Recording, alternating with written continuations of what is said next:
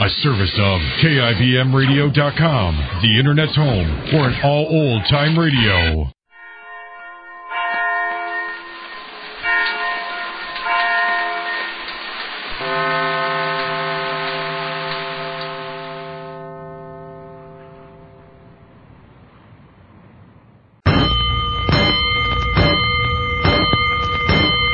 Five bells. Stand by all stations. Attention, all districts.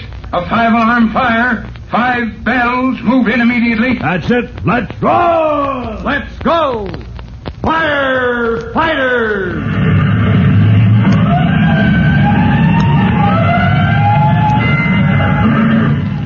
Presenting Firefighters, the true-to-life story of our unsung heroes who stand ready to ride by day or night against our most murderous enemy, the demon of fire.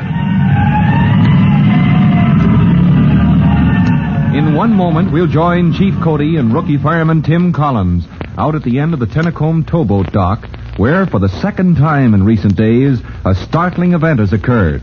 First, it was the diving lesson, which had ended in Tim's finding the plates used to print counterfeit money. And now, in answer to a call for the Fire Department Rescue Company, they have joined the police in time to help identify a man seemingly drowned in the same spot.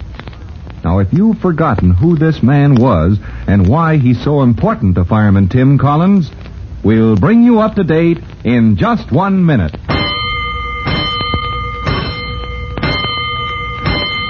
Let's go, firefighters. Let's go to the scene of action just before the big surprise occurred and right after Chief Cody and Tim Collins had found Private Mushnosky of the Fire Department Rescue Company, the man they believe wrongly suspected of having a connection with a counterfeit gang. But that Detective Sergeant McGurk believes no such thing is evident when he says angrily, "So you've shown up at last, Mushnosky. I don't mind telling you you're in a bad spot." Have it your way, Sergeant. I wouldn't be here now if it wasn't for the chief and for Tim. Mush had nothing to do with those counterfeiters, Sergeant. Look, Collins, the police had a tail on his cousin Stanislaus the night he started out to deliver those plates to the plant where they're printing that phony money. But what's that got to do with Private Mushnosky, McGurk? Just this, Chief Cody. We never found the plant because this smoke eater's cousin gave us the slip. And we know he threw the plates into the water next to the dock. Where Tim and I found them. Does that automatically make me connected with this? It might.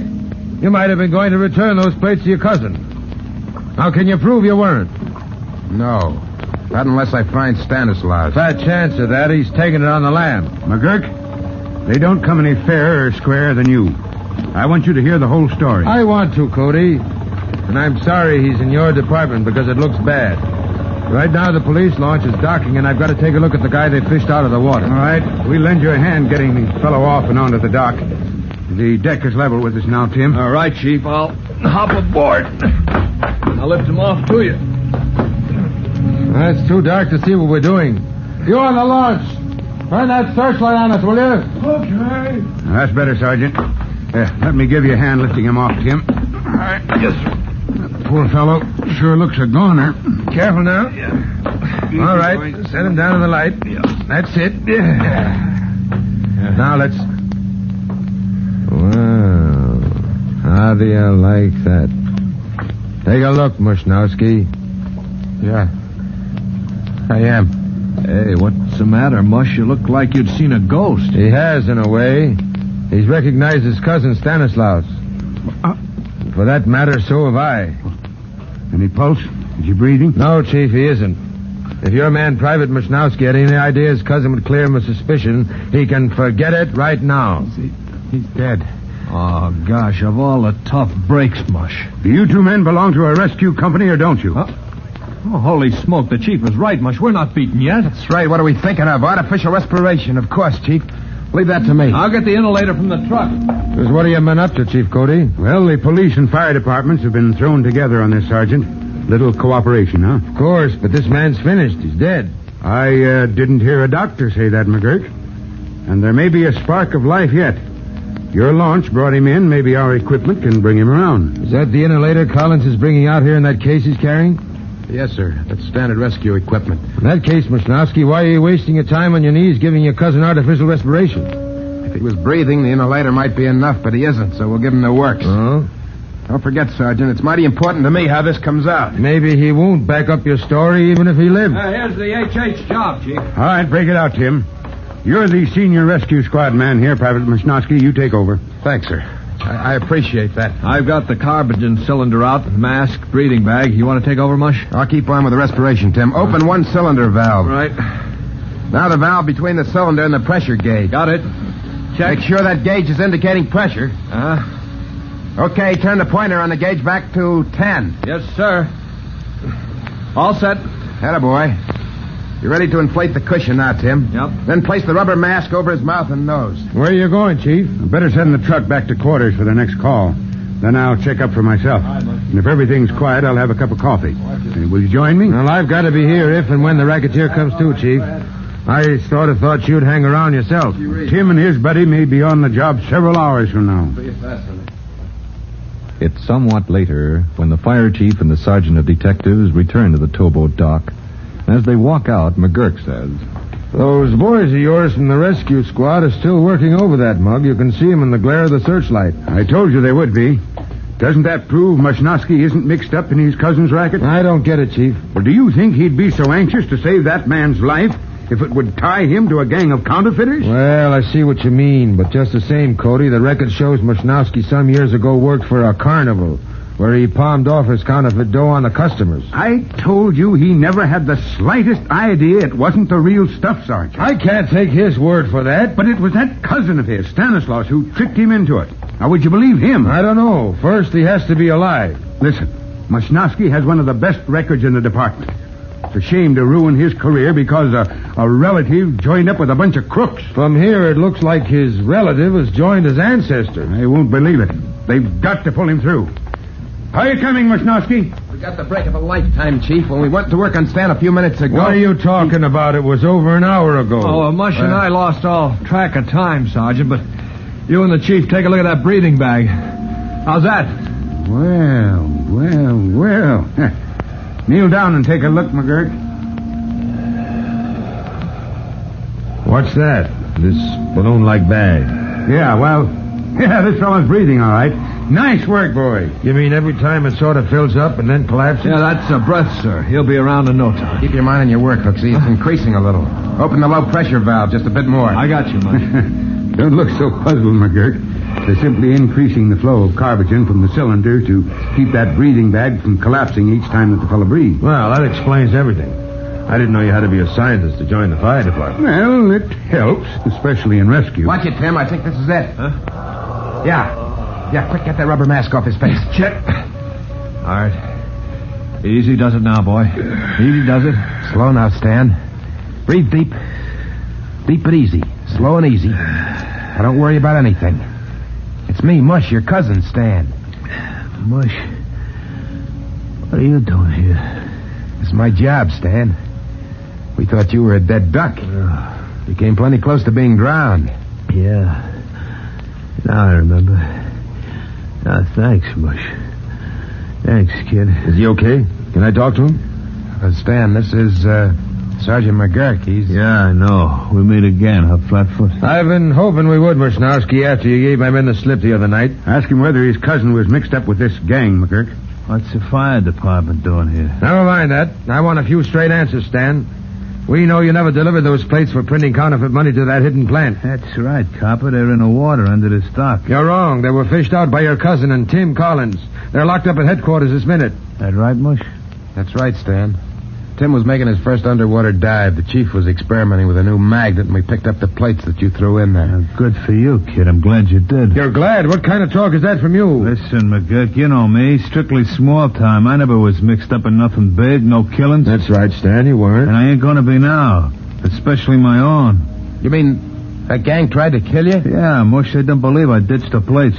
They said I double-crossed them. Was going to bump me off. But you did come back here to recover them. Sure, I brought a grappling hook. I was going to turn them into you, copper, in return for police protection. But the dude followed me here, slugged me and threw me to the fish. Dude Martin. Is he the big shot behind the counterfeiters? No, but he's the only one who knows who is. I don't like to interrupt police business, Sergeant, but I'm still waiting to hear Private Mashnosky was not mixed up in... Is this guy crazy?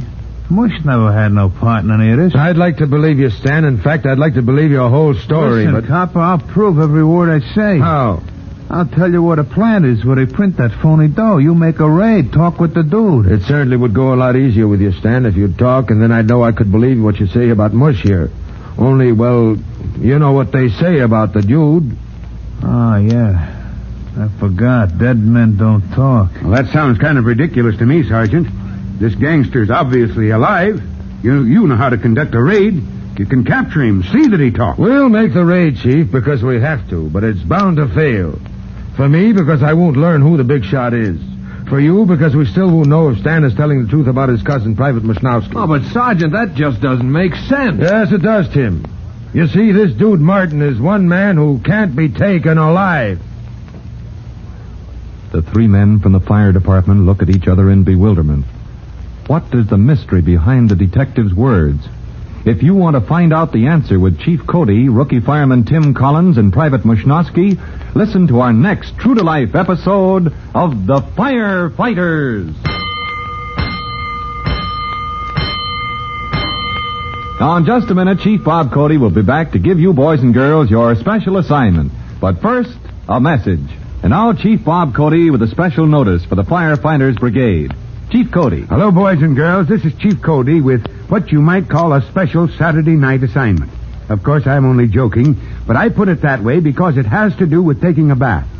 If you want to avoid danger of shock, never touch a metal, electric switch, outlet, or appliance while you're in that bath water.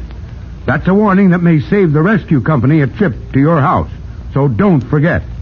Well, that's all for now. Until next time, so long. Fire Chief Cody and the young rookie fireman Tim Collins will be back on the same station the next time you hear... That's it. Let's go!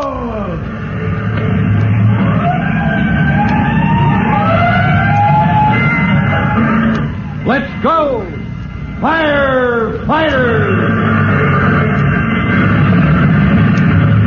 In just a moment, X-1. But first, when you hear the hearty laugh and familiar voice of the great Gildersleeve tomorrow night, you know you're in for some hilarious adventures. Because wherever Gildy is around, why, somehow things never seem to go as planned. It might be his impulsive nature, or maybe it's his incurable weakness for the fairer sex. But whatever it is, the great Gildersleeve is bound to keep you laughing for a full 30 minutes. Tune in tomorrow night and meet Judge Hooker, Nephew Leroy, Housekeeper Bertie, and all the rest of the friendly people from Somerville as they join the great Gildersleeve. And now stay tuned for X-1 on NBC. Countdown for blast off.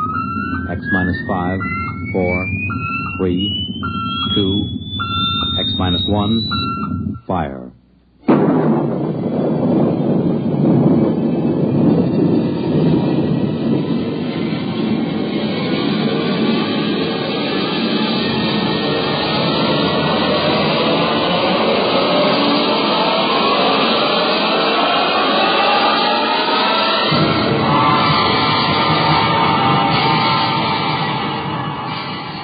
From the far horizons of the unknown come transcribed tales of new dimensions in time and space. These are stories of the future, adventures in which you'll live in a million, could be years, on 1,000 maybe worlds. The National Broadcasting Company, in cooperation with Galaxy Science Fiction Magazine, presents X-1.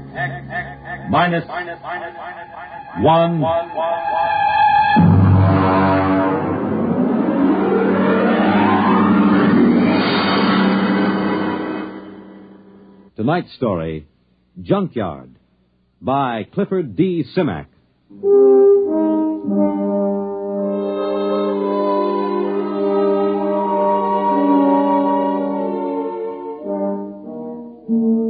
The funny thing about the whole thing was the fact that we had never intended to land on Planet 9. We circled it and decided it was strictly a low-grade affair. It wouldn't amount to anything for 1 billion years or so. As commander of a galactic survey team, I couldn't waste my time on it. Then my exec saw this junkyard through the telescope. We landed, took a look at a load of alien machine parts discarded by some other spaceship, and then prepared to take off for Earth. It had all been a waste of time. Engine room, MacGyver. This is Commander Warren. All secure? Yes, sir. Very well. Count down for blastoff. Engine room ready, sir. X minus 5. Minus 4. Minus 3. Minus 2. Minus 1. Fire.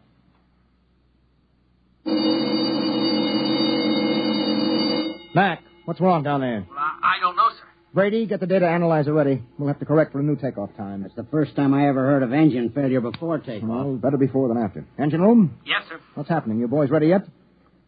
No, sir. Well, burn it, man. Get going. I want those engines started. Sir, What is it? I don't quite know what to say. Well, say something or I'll have you busted. We can't start the engines, Commander. At least I can. Well, why not? I don't know. Klein. Put Klein on. Lieutenant Klein, sir. Lieutenant, what is going on down there? Is there something wrong with the engines? No, sir. I've double-checked them. Well, then let's get them heated up or we'll be on this godforsaken planet the rest of our lives. We can't do it, sir. Klein, suppose you tell me exactly why you can't start the engines. Can you do that? Yes, sir. All right, why? Because, sir, we can't remember how. What? Yes, sir. We've forgotten how to start the engine. Lieutenant, report up here in 1 minute. Bring Dr. Spencer with you. Yes, sir. All right, Brady, where have you got it? Got what, Ira? Don't play innocent. You and I have been doing planet surveys together for 15 years. You carry enough dead weight in grain alcohol on every trip to keep you happy for 1,000,000 light years. Now, obviously, the boys in the engine room have gotten into it. Impossible. Where is it? I got a few fifths in my locker, but nobody's touched it. I checked a few minutes ago. Well, then somebody has got some in the engine room. Come in. Lieutenant Klein, sir, I brought Dr. Spencer as ordered. Hello, Doc. Did Klein here tell you what's going on? He did. How long will it take you to get these guys sobered up? I can't. Why not? Because they're not drunk. I tested Klein in my office. Now, wait a minute, Doc. Are you trying to get me to actually believe that these men, intergalactic engineers with years of hyperfission experience, have forgotten how to start the engines of this ship? That's right. You're serious? Dead serious, Ira. Something, somehow, has caused these men to forget how to start the engines. There it was. It fit in perfectly with a lot of other annoying little things that have been happening to us ever since we put down on Planet 9. It was to have been a routine exploration of a low-grade, uninhabited planet. Some routine exploration. All right, Klein, now listen to me. Do you have manuals aboard, engineering manuals? Yes, sir. Take the engine room boys and study those manuals. They'll tell you how to start the ship, won't they? Yes, sir. Okay, get going. Doc, I'd like you to stay here with me and Brady for a minute. Okay. Report back to me, Klein. Yes, sir. Okay, Doc, you're supposed to be an expert on space medicine. What is it? I've never seen anything like it, Ira. Brady? Search me, Captain. I've seen them with space blues, alien psychoses, the works. But I've never seen a disease that could make a crew forget how to start the engines. Maybe it isn't a disease. Okay, what then? Maybe it's a deliberate thing. You mean they're faking? No, I know Klein and the others too well for that. I mean, maybe there's some outside influence. Doc, we've surveyed this planet from top to bottom. We know there isn't a living cell on it. What about the junkyard? What junkyard? Oh, he means that pile of rusty space engine parts we found. The boys nicknamed it the junkyard. He's right. Somebody put it there. Well, we know that another spaceship landed here. We know that from the blast marks on the rock. We know that for some unexplained reason they took their engine apart and tried to put it together again. We know they succeeded in building a much simpler engine, leaving a lot of spare parts, and we know that they took off. The blast-off marks tell us that, too. What we don't know is whether or not they left somebody behind. Or something. What about that stone tower, Ira? The boys looked it over. It's just a pile of stones. They probably threw them together as a shelter while they were rebuilding their engine. Oh, that sounds too simple. I don't like that tower, Ira. Why not? I don't know. It was scary. It had that black look about it. The smell of death. I felt it when I walked past with Klein and MacGyver. Oh, that's the Celt in you. Banshees and spooks. I still don't like it. I need a drink. Skip it. We should be ready to blast off in a few minutes. Engine room. Engine room. What's going on down there? Engine room. Lieutenant Klein. Daddy. Is that you, Daddy? Did you bring me a present? Daddy, I'm scared. Holy mackerel, that's Klein. He's gone off his rocker. Klein! Doc, I think we better get down to that engine room.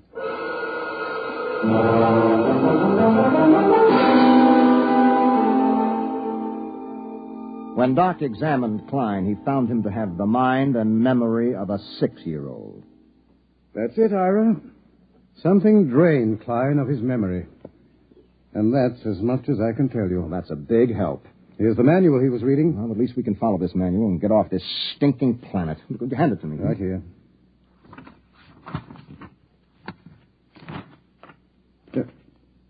Anything wrong, Ira? Is it all there? It's all here, Doc. This is the engine manual that tells all about the engines. How they operate, how to locate trouble, how to fix them, how to start them. Well, what is it then? You're sweating like a pig. All of a sudden, I can't remember the symbols. Doc, I've forgotten how to read.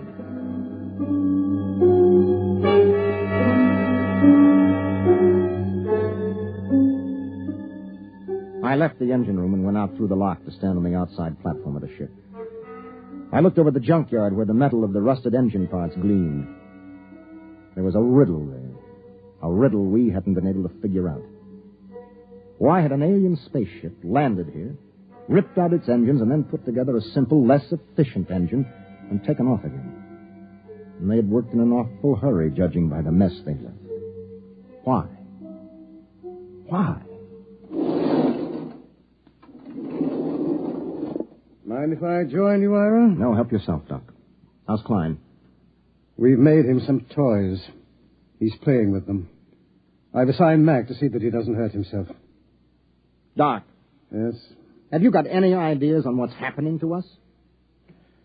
Well, man experiences incidents, gathers knowledge, knows emotions. Then, as he grows older, he begins to forget those experiences, forget that knowledge.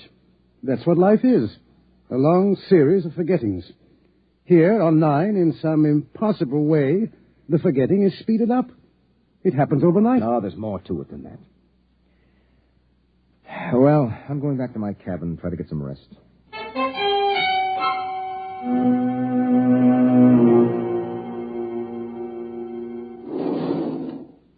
That you, Ira? That's me, Batters. What gives? We're in a jam. There's been planets I wouldn't mind being marooned on, you know. But this ain't one of them. There's something here, Ira. I can feel it. Yes, I can feel it myself. Maybe we should have looked around more. Klein looked around. Klein was the one found that tower. Brady, that's right. He did. He said he didn't like it. He said it scared him. In the morning, Bat Ears, we'll go and see that tower.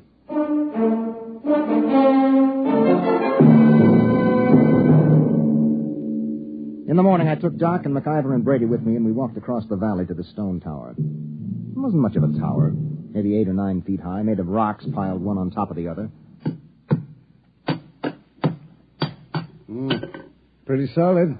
Well built and odd. Type F culture, I'd say. Did anybody bother to look inside this thing? MacIver, you were here with Klein yesterday. Yes, sir. We couldn't find a way in, Captain. Klein poked around but gave up. Well, we'll make a way in. Stand back. I think I can shoot the top off it. Oh, now that should be big enough for a man to lower himself into. Okay, pass a rope around my shoulders. Captain. Yes? In case there's anything, well, dangerous, maybe I ought to go. After all, I'm survey engineer. MacIver's right, Ira. Okay, Mac, your responsibility. Yes, sir. Just fasten the rope under my arm. Mm-hmm. That's it. Now, I'll climb up and lower myself in. If I pull twice, haul me out. One pull means okay. Give me a hand, Brady. How about a quick shot of whiskey first? Never touch it. Ready? Yep. Can you see inside? Black as a tomb. I'm going to lower myself. Pay out a little rope. Well, it's been lovely. Here we go.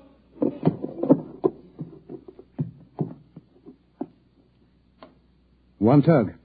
He's on the ground inside. Yeah, I wonder what he's found. I still don't like it. Oh, Brady, there's probably not a thing in there except a few... There's 2 tugs. 3. Come on, haul them out. Brady, help me pull the top. Right. Easy now, Mac. What the heck is in there, anyway? Mac? Mac? Dada. Holy jumping asteroids. Doc, he's flipped. No, he hasn't lost his mind. He's just reverted to babyhood.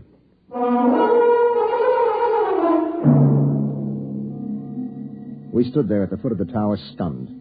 MacIver sat on the ground, happy as a clam, playing with his fingers and talking happy little nonsense syllables. Doc, take a look at him. Make sure that he's okay physically. Check. If it's fright, his pulse will be way up. Mac, let me have your hand. That's a good fellow. Now.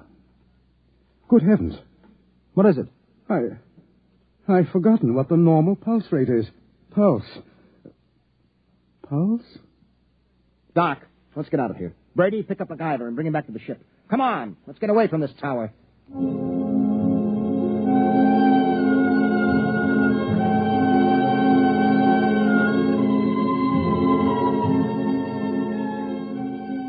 A few minutes later, Brady and I sat in the captain's quarters.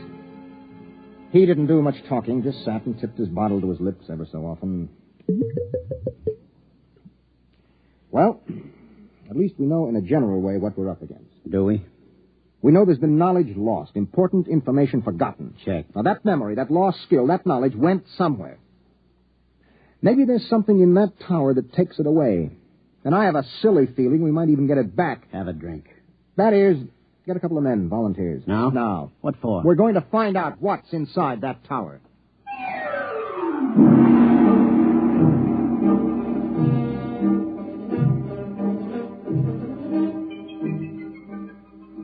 We lowered a rotating infrared movie camera into the tower, took some pictures, and went back to the ship for a look.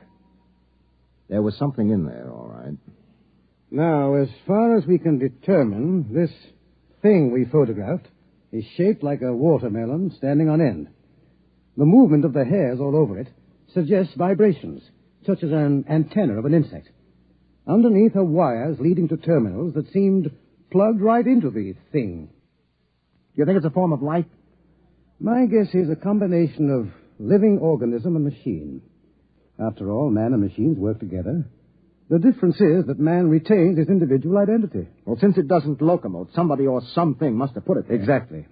It looks like some kind of communication organism. If it is, it's a communication machine that is built to take in information rather than pass it along. Doc, do you really think that egg in there has been stealing our memory? Why not? Well, because it's too wild. That's why not. It's no wilder than a lot of other things we found. Say that egg is a device for gathering knowledge. But there's no knowledge here to gather. I mean, how often does a ship land on an out-of-the-way melon like this? Wait a minute, Brady. Who says that knowledge has to be collected here? What? I said, why do we assume that knowledge has to be collected right here on Planet 9? We forget things back on Earth, don't we? Good Lord. Suppose you were some race setting out fish traps for knowledge, and you had plenty of time to gather it. Where would you put your traps? On a planet swarming with intelligent beings where the traps would be found and destroyed or their secrets snatched away? Or would you put them out on some second-rate world where nobody would ever bother them? Good heavens, I'd pick a spot just like this. Let me fill in this picture, Doc. I think that some unknown race is bent on trapping knowledge throughout the galaxy. Ira, if what you say is true, if it is, then every time someone on Earth forgets something, it's because one of these eggs has drained it out of him. Well? It's too fantastic. Have you got a better guess? No. Well, the question is, what do we do next? If anybody gets near that egg, he winds up like some puling little baby. You were pretty near it that first day. Did you forget anything? How should I know? I was too pleasantly lit up on grain spirits to know the difference. Well, the question is still, what now? I'm going outside to think. Ira. Yes? There is one thing to keep in mind. What is that, Doc? If those are memory traps, then there must be a way for somebody to empty them. And if we're ever going to get away from here, what's gone in has got to come out.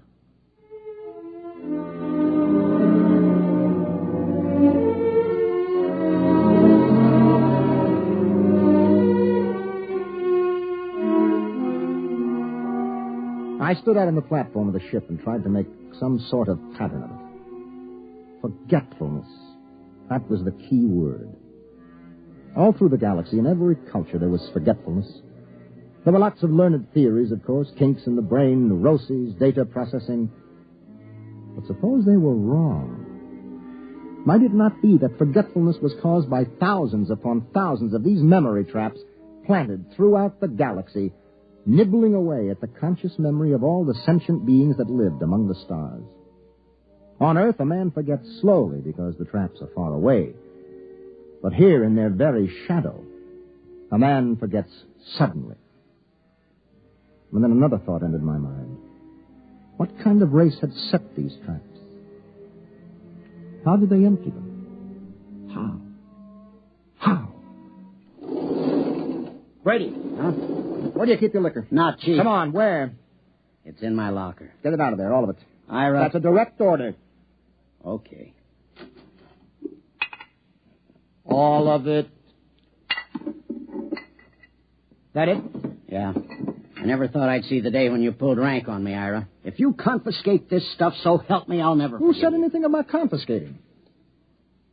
That is, have you ever really hung one on? I mean, just got pie-eyed drunk? Let's see. Yeah, there was once on Mars. Was that the worst? It was beautiful. Took me 3 days to sober up. They say I fought off the whole galactic patrol for hours. Well, do you think you got enough here to get that polluted again? I got a pretty good supply, Ira. Well, that's good, because in 1 minute, I'm going to give you a direct order to hang on the biggest, most monstrous drunk in the entire history of the universe. But first you have to volunteer. I volunteer. No, not until I explain why I'm doing this. Ira, this sort of project don't need reasons. It's a pleasure. Let me finish. You know that egg up in the tower? Yeah? The minute you get near it, it grabs your mind, wipes it clean, right? Yeah. And a lead space helmet doesn't shield you, as we saw with MacIver. Right. Now, Doc thinks this egg is a kind of communications thing. It must be. Okay, you're a communications man. What do you do when you can't shield a communication? Well, that's easy. You scramble it. Any fool knows. Holy mackerel. Exactly. Are you still game? You think it'll work? I don't know. I think it might. Well, suppose it doesn't. You'd be a babbling infant like Klein and MacIver. If we don't stop that thing, it'll happen anyway. Unless we can remember how to start the engines. Okay, Ira. I'll do it. When do I start? Right now.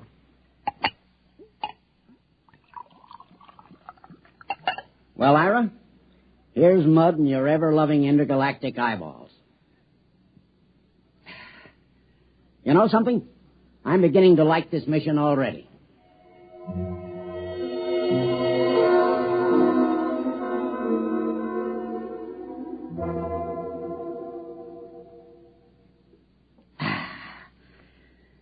Well, that kills the last bottle. How am I doing, Ira, old buddy? You're not drunk enough. I should have picked somebody like Doc, except he'd probably pass out. I'm not drunk enough, huh, old buddy pal? Not yet. Well, then, in which case, old buddy, I'm going to have to do something I never like to have to do. What's that? I'm going to have to go into my extra special emergency reserve supply. It's a little supply I keep in case of getting marooned on a planet, you know. I don't like to go into it, but in this case, it's my duty.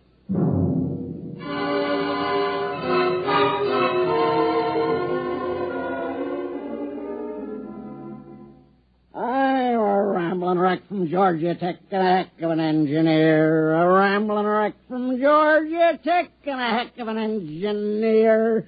Woo! Blast off! Okay, I guess you're ready. What do you think, Doc? Most amazing thing I've ever seen. Is he drunk enough? What I want to know is what's keeping him conscious. Okay, Bad Ears, on your feet. Help him up, Doc. Right. Rambling wreck from Georgia Tech. Let's go, Bad Ears. Right. Rambling wreck from Georgia Tech.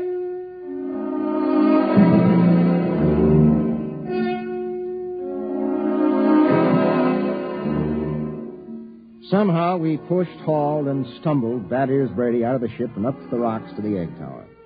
We erected a tripod over the hole with a block and tackle, passed a rope around Brady's chest, and hauled him over the entrance to the tower. There he swung like some overstuffed pig, singing raucously under the eerie moonlight. Rambling wreck from Georgia Tech. Well, what do you say, Ira? We got the earphones on him so they can't slip off. They're on. Well, I guess we're ready to lower him. Ira. Yep. You sure? It's a man's life. I'm not sure, Doc. But as commander of this expedition, I sometimes have to risk the lives of my men. Okay, Ira. Lower away before I start to get sober. Lower away. Blast off. Fire one. Fire two. Bon voyage, Ira. Good luck, Brady. Good luck. He's at the bottom, Ira. Yeah. Bad Ears, can you hear me? Get your hands out my hair. Something's got his hands in my hair, Ira. Oh, the thing must be picking at his brain. Brady, listen to me. Do you see the egg? See, there's my buddy, Ira. My little old egghead buddy. You and me's buddies, egghead, right? Have a drink. Oh, good Lord, he's got a bottle with him. He's pouring it on the egg. Brady, listen to me. The wires. Wires? The lead wires you took in with you. Yeah. Pull out the studs on the egg and hook your wires to it. You got that? Just a minute. Me and Egghead's got to have a drink. Oh, good heavens. It's no use either. He's too drunk to know what he's doing. I'll try again. Brady, listen. Your friend, the egg, can't hear you, see? He can't have a drink until you hook your wires into him. You got that? Sure. That's an awful thing. That's dreadful. Okay. What's he doing? Doc, you getting any impulses? Not a thing. Maybe we better haul him out. If he starts to sober up... Maybe we'd better. Okay, 1, 2... Wait a minute, wait. What? I'm getting something, Ira. What? This is fantastic. Oh, I'm getting something. All right, haul him out, quick. Come on. A rambling wreck from Georgia Tech. A rambling... Brady, are you all right? Doc, help me. Take a look at him. Is he okay? Yes, he's okay. Just passed out. Let's get him back to the ship. Right. You know what, Ira? What? Tomorrow about 9 a.m., we're going to be in on the most colossal hangover in the history of mornings after.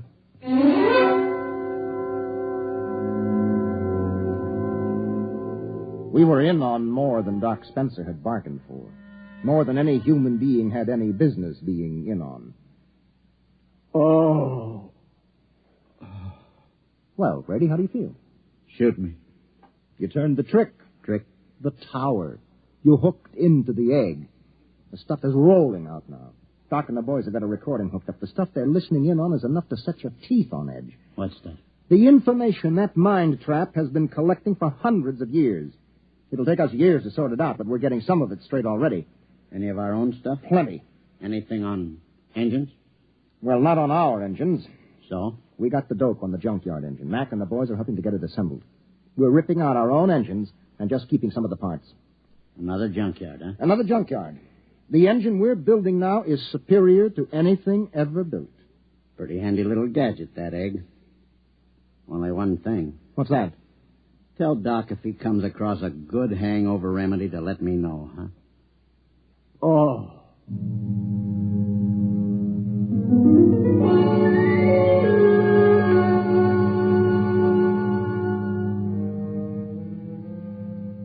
It took us about 6 days to assemble new engines using some of our parts and some of the advanced designs from the junkyard. During most of that time, Doc Spencer sat down at the tower with a set of headphones monitoring the information from the egg. He was like a man possessed. I didn't think anything unnatural was happening until the night of the 6th day. Well, that does it. The boys have got the engines ready for blast-off.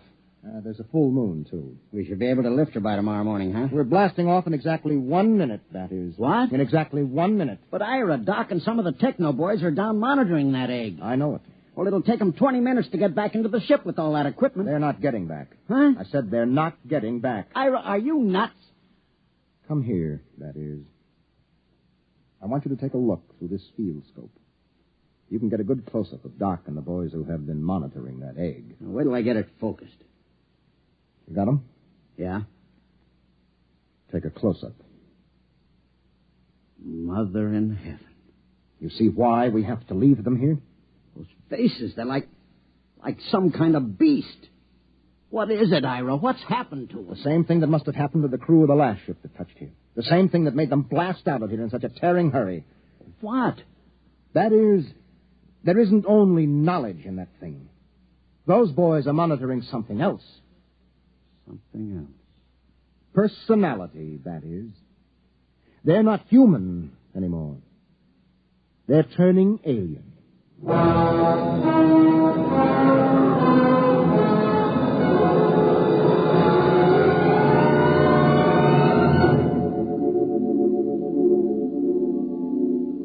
They were still there when the ship roared up away from Planet 9 and pointed her silver nose toward Earth.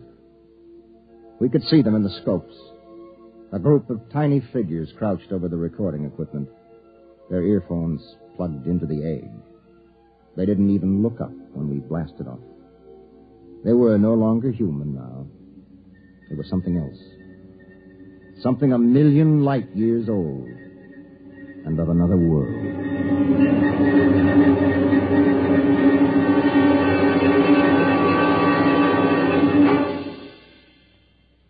You have just heard X-1, presented by the National Broadcasting Company in cooperation with Galaxy Science Fiction Magazine.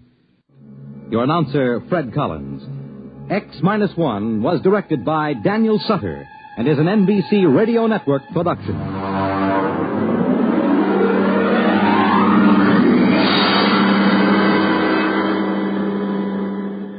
Down in the secret chambers of the magic Isle of Euclidia, an important experiment is underway. G47 has a formula which he believes to be Captain Bradford's universal solvent. And all of the Euclidean scientists are gathered in the main chemical laboratory to see the formula completed. While down inside the island, on the same level with the laboratory, Jerry and Joan are completing their plans, with the help of the Euclidean submarine commander, who has been won over to the aid of the Gregory party. They are in the sound channel, the only really noisy room on the island. Well, I guess we might as well go in the laboratory and get it over with. Do you not think it is time to start now, Commander? It would not be advisable to arrive at the laboratory prematurely. If it is possible to plan it so, I think it best that you arrive just before the formula reaches completion. Then the scientists will be so deeply interested in watching the compounding of it that they will ignore your presence. But they will have to know of our presence, will they not? Sure, Joan. How about it, Commander? We have agreed that I will take you into the laboratory as my prisoners, whom I have found spying in the secret chambers. Right? Yeah, go ahead. If I arrive with you two just before the experiment is complete, G47 will merely order us to stand at one side and wait the result. He will be too deeply engrossed in his work to do otherwise. That is right, Commander. But what if we arrive too early? G47 would then have time to question me as to your activities in these chambers, and would undoubtedly send me to deliver you as prisoners to the confinement chambers. Then you would be helpless, and the experiment would be finished without your knowledge. You're right, Commander. But how can we tell when to go in there? Captain Bradford said they might get the formula finished any time from a few minutes to an hour. I will go now to the laboratory, ascertain the degree of progress on the experiment, and return for you. Boy, that's swell. We will all be very grateful to you, Commander. Do not let your gratitude carry you away at this early date. Many things stand between this little plan and the overthrow of Euclidia. Remain in this room. Speak to no one. I will return in a few hundred seconds. Jiminy crickets, Joan. The island must be falling to pieces. What a racket that was. It was just the closing of the door as the commander went out. But when we came in, that door didn't make a sound. But that is not the door we came in through, Jerry. We entered through one of the noiseless doors. This one is an ordinary steel door that has not been treated with the noiseless paint. Boy, this is sure some place. Let's look it over while we're waiting for the commander. You must walk gently on many parts of this floor. Why? Will I fall through? Certainly not. But the noise will be so terrific you will give yourself a headache. Well, I can stand a little noise for once. Come on. We'll walk around in here. Hey, I can't hear a sound from this floor. If you will observe the color of the floor, you will see that the particular strip upon which we now move has been treated with a noiseless paint, while the next section, that strip running parallel to this one, is just the raw metal. Step gently onto it if you wish. Okay, here goes. Golly whiskers, what a place. I guess I don't need the noise as bad as I thought I did. That's better. You see, Jerry, wonderful things have been done on Euclidia. I'll say they have. Look at that workbench and the bunch of tools they've got there. Would it be all right if I looked at them? I see no reason why you should not. But be very careful to return each tool to its proper place. Oh, I'll watch it. These hammers look just like regular ones. Some of them are. You will notice that some of the hammers are painted with a red coloring matter. Those are noiseless. The gray metal ones are ordinary hammers. And some of those nails are colored, too. Are they noiseless? Yes, Jerry. You may use that piece of discarded wood on the floor. Drive the various nails into it if it will furnish you with any amusement. Oh, I know. You think I've got to have something to play with all the time. Well, don't forget, this is all new to me. And when I get you back to the world, I'll show you a few things that'll, well, you'll want to stay and play with all day, too. I understand that, Jerry. I merely wanted you to know that I appreciated your interest in these things. You do all right in politics, Joan. Well, here goes. I'm going to drive a regular nail into this board with a regular hammer. Jumping, gee whiz. Did it make all that noise when I laid that little stick on that workbench? Yes, Jerry. That portion of the bench and the piece of wood you chose have been made deliberately more resonant. Giggling goldfish. Where's a quiet place on here and a quiet piece of wood? Place that dark wood on the red-colored section of the bench. Okay, there it is. Hey, not a sound. Now, if you take one of the colored nails and a noiseless hammer, you may drive the nail in that wood with very little sound. Well, I'll try it. It's a good trick even if it doesn't work. Gee whiz. That big spike went right through that board without making a bit of noise. I think you would enjoy the noiseless saw also. Huh? Noiseless saw? Yes, Jerry. It is over here in the corner. Come right here beside me and you will be able to operate it. Hey, your voice. Mine, too. They've lost that funny sound. This corner of the room is soundproof, Jerry. Now there is the saw. You start the motor, so... That motor doesn't make a sound. Now, can I run a board through that saw? You may. This colored piece is one of the noiseless ones, huh? That is right. Well, here goes then. Well, what do you think of that? The saw just eats its way right through that heavy board without a bit of noise. I'll bet Captain Bradford would like to get his hands on that formula. Formula? Jerry, that reminds me the commander should be back by this time. Oh, yeah. I hope she didn't get herself into any trouble trying to help us. I think the commander would be too clever for that. But she is also too clever for you and me, Jerry. What do you mean? She could deceive us very easily and be telling G47 all of the captain's plans. You don't really think she'd do that, do you? We learn our lessons well on Euclidia, Jerry. It is a school of fear, and one not easily broken away from. But you got away from it easy enough. Just as soon as you heard your mother and the rest of us talking about a few of the things in our world, you figured out that this isle wasn't so hot after all. That is true, Jerry, but I have my mother. She will take me to her beautiful home in California. The commander has no reason to leave here. Well, suppose she does give us away. We couldn't be any worse off than we are now. All prisoners on this island with no chance of getting away until Johnson goes to Los Angeles and comes back. And G47's got a good chance to fix it so he won't ever come back. What's the difference, Joan? We're sunk anyhow. We might as well put up a fight for it. I like you when you speak like that, Jerry. You are a brave, loyal boy. I think you are very fine. Oh, kind of waking up, aren't you? You'll appreciate me someday. Oh, here is the commander, Jerry. We must go to meet her. She's got about as much expression on her face as a wooden Indian. You can't tell whether she's got good news or bad. The time has come for us to repair to the laboratory. The experiment is nearing completion. Oh, that's swell, Commander. Does G47 know we're around here? Your presence in the lower levels has naturally been reported, but fortunately, I have been sent to find you. When do we go? Immediately. First, let me give you a few brief instructions. Of course, Commander. Shoot? Under no conditions. Huh? You must not even display a weapon. Oh, I'm sorry, Commander. I didn't really mean to shoot.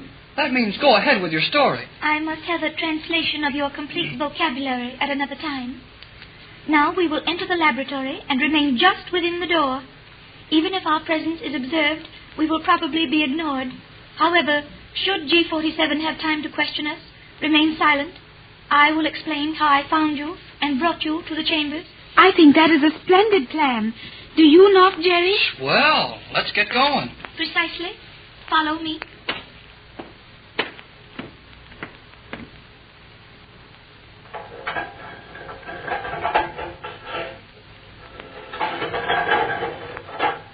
You will follow me? But what are you going to do with us? That will be decided by G47. I will take you to him at once. But we were not doing anything harmful, Commander. I was merely showing the sound channel to Jerry. The extent of your misdemeanor will be decided by G47. I see you have them with you, Commander. I was ordered to take them before G47. Will you accompany me? This young fool Hall may become obstinate. He has more courage than brains. I will accompany you. G47 made it quite plain that this boy and girl were not to be harmed, so you would find your Reagan useless. I can use force if necessary. G47 will question them immediately upon our arrival. Hey, look here, you two. We haven't done anything wrong. That is correct. Jerry and I were simply looking at the strange devices in the sound channel. Nevertheless, you are on the lower levels without permission. Is that not so? Well, yeah, that's right. Then you must explain to G47. Silence. We enter the laboratory.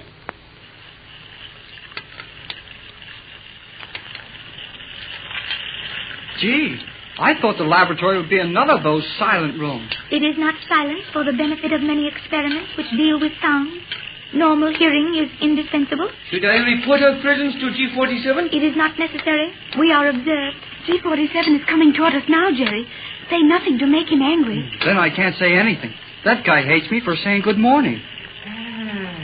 Excellent work, Commander. You have brought them just in time. The work on the captain's formula is within seconds of completion. I will take them to the confinement cells, if you wish it. No. I want them here. Bradford is a very clever man. It is entirely possible that he may have planned a little surprise for us at the completion of the formula. It will be well to have two of his friends near me at that time. What do you mean, G47? If anything unpleasant were to happen, it might lessen the captain's enjoyment to know that you too, young fools, had received a portion of the treatment. You are wanted at the table, G47. Yes. Come with me, you two. Over here, quickly. Is that the stuff there? Precisely. It has reached the boiling point. The process should be complete any second. Jerry, I'm sleepy, Jerry. Joan. Faster than a speeding bullet. More powerful than a locomotive. Able to leap tall buildings at a single bound.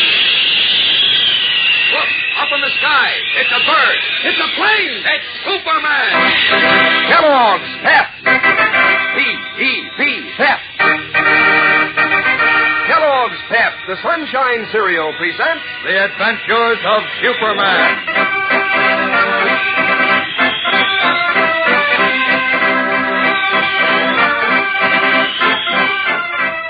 The valiant attempt of Boris Archenko to halt the attack on the World Peace Federation has resulted only in a momentary victory, as Clark Kent pleads with the planet's publisher to reveal the whereabouts of editor Perry White.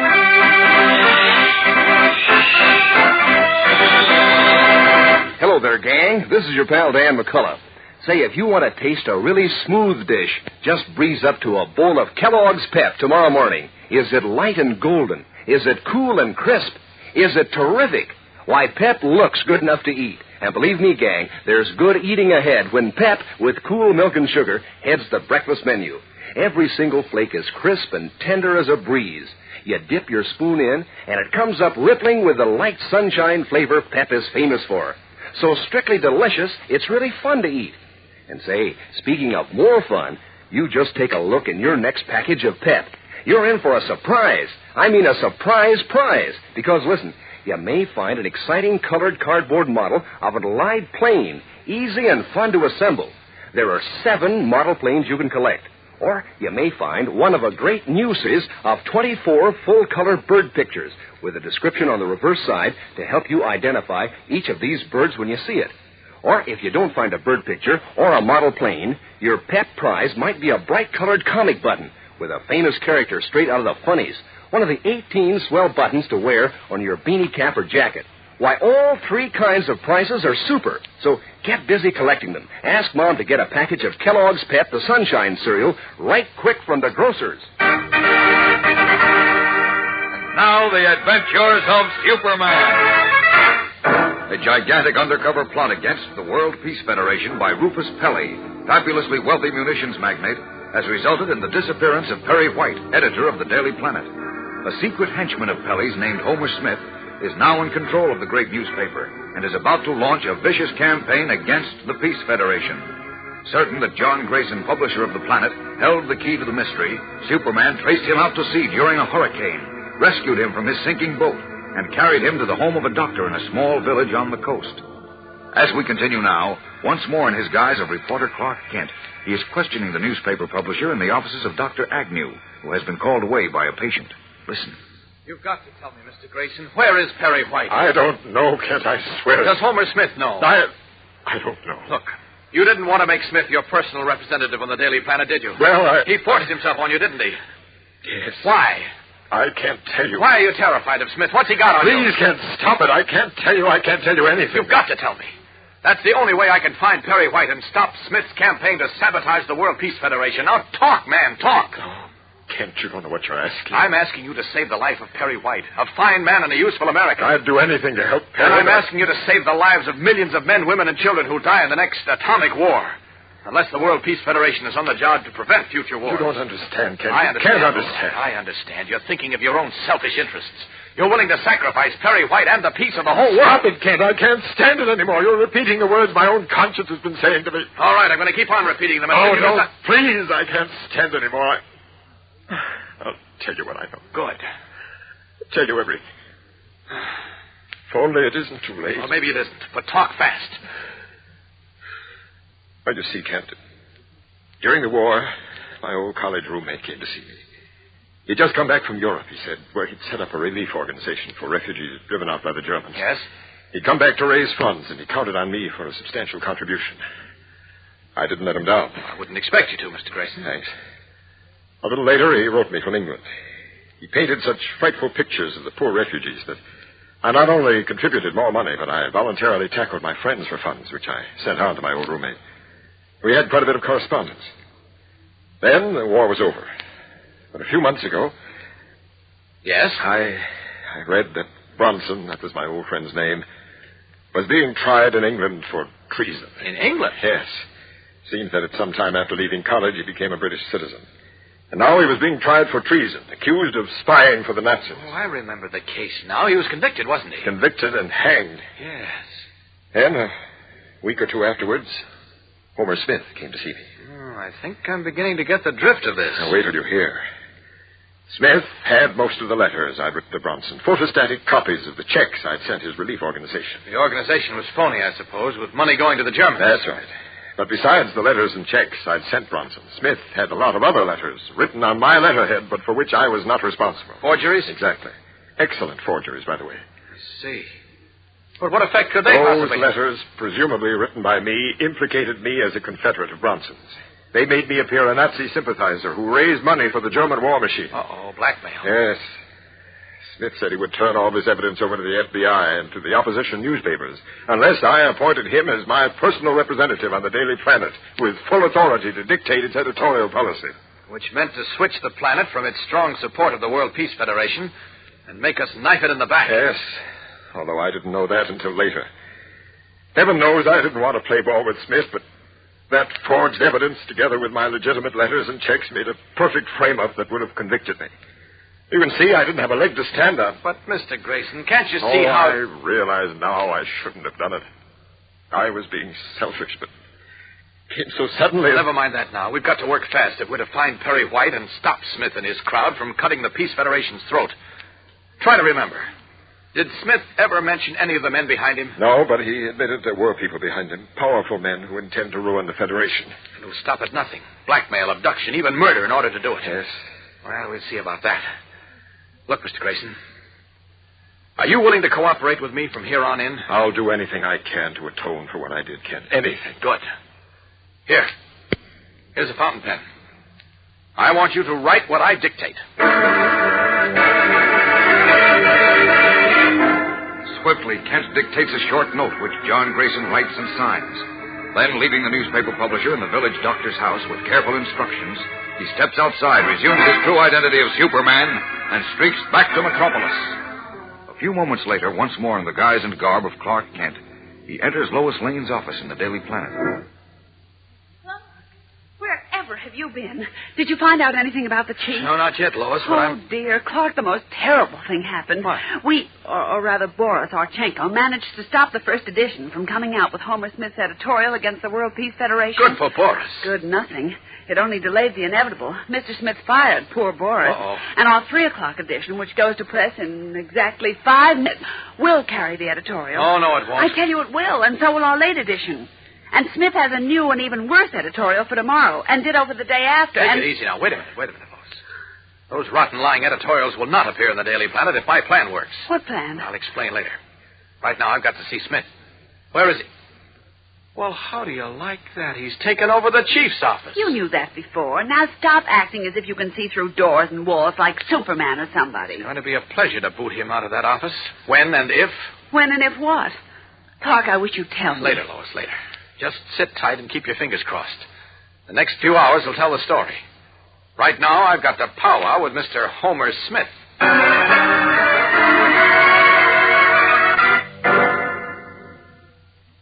What's this, Kent? Oh, can't you read, Mr. Smith? It's a signed order from John Grayson, publisher of the Daily Planet, stopping all further printing of the paper until further notice. Oh, nonsense. Ridiculous. Grayson doesn't dare do that. He doesn't dare? I mean, he wouldn't do it. This letter is a forgery. I believe you're pretty familiar with Mr. Grayson's signature. I don't care what you Mr. believe. Darrow, our cashier, is also familiar with it. Shall I call in Darrow to verify it? No. This is a forgery, I tell you, and that's all there is to it. Oh, no, it isn't. And as for you, Kent, I haven't liked your attitude in the beginning. You're fired. Easy, Mr. Smith. You get out of here. Sorry, but Mr. Grayson delegated me to deliver this letter to you and to see that no further edition of the Planet is printed today. And that's exactly what yes? Now, look, Kent. You're asking for trouble. Take my advice. Clean out your desk and leave the building as fast as you can. Thanks for the advice. But I'm not having any. I'm warning you. Thanks again. For nothing. I intend to see that no further edition of the Planet is published today. All right. You've had your say, now I'll have mine. It's exactly 1 minute before 2 o'clock. In 1 minute, our presses will begin turning out the first evening edition. And not you nor anyone else can stop them. That's what you think. I know. And I know something else which you don't, Mr. Kent. Yes? What's that? I'm going down to the press room now. If you care to, come along and you'll find out. Good. But I strongly advise you not to come. I'll take my chances. Let's go. Very well. It's your funeral, Kent. With a floating smile playing on his thin lips, Homer Smith leaves Perry White's office, closely followed by Clark Kent. What will happen in the press room? We'll return in a moment to find out. So stand by. Say, you want to go prospecting for gold these summery vacation days? Well, then, just breeze up to your breakfast bowl of Kellogg's Pep, the Sunshine cereal, and see how your spoon comes up rippling with golden, catchy flavor. Believe me, Pep's as good as gold when it comes to sharpening the edge of your morning appetite. Makes you want to hitch up your chair and settle down to the soup sort of breakfast that wins by a cool mile. Is this whole wheat flake cereal crisp? Is it tender? Is it delicate and light? Does breakfast get the glad eye when Kellogg's Pep heads the menu? And do you get a swell surprise when you see the nifty prize in each Pep package? A real surprise of a prize. Could be you'll find a model Allied fighting plane in colored cardboard, one of 7 great Pep planes you can collect. Or could be you'll find one of 24 new full-color bird pictures with a full description on the reverse side so you can identify these birds in the air. Or could be your next Pep prize is one of 18 bright-colored comic buttons sporting a famous funnies character like Orphan Annie or Moon Mullins or Superman himself. So start collecting all 3 kinds of these keen Pep prizes. Today, ask Mom to bring Kellogg's Pep from the grocer first thing. Clark Kent and Homer Smith have just arrived in the Daily Planet press room, where the great printing machines tended by overalled pressmen have begun rolling out the huge first evening edition. As Smith enters a step ahead of Kent, he raises a hand. At once, several hard-faced men step away from the walls and surround Kent. Each of them holds a submachine gun in his hands. The sneer on his face, Smith says, These men are working for me, Kent. They'll do exactly as I say. Meaning? I have just fired you. Since you are no longer employed by us, you are trespassing on these premises. You take one more step into the press room or even raise your voice to the men at the machines, my men will shoot you. You understand, boys? Yeah, we'll take care of him. Then, gents, what have you got to say now? Do you still think you can stop me from printing the next edition of the Daily Planet? Trapped, Clark Kent looks at the ring of armed, hard-faced men around him. Then at the faces of the Planet pressmen who have looked up from their machines. If Kent ignores Smith's gunman, he will reveal his true identity of Superman. If he doesn't, Smith's campaign against peace continues. What can Kent do to prevent Homer Smith from printing his vicious attack on the World Peace Federation and still not reveal his double identity? And what is the rest of Kent's plan to find Perry White and the ruthless men behind Homer Smith? Tomorrow's episode tells the story, gang, so don't miss it. Be sure to tune in tomorrow, same time, same station. And remember, for breakfast, it's Kellogg's Pep. For excitement, the adventures of Superman.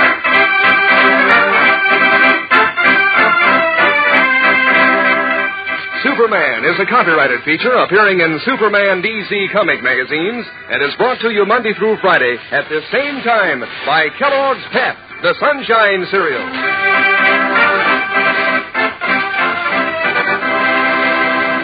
You know, gang, famous names are often family names, like the Kellogg family of cereals.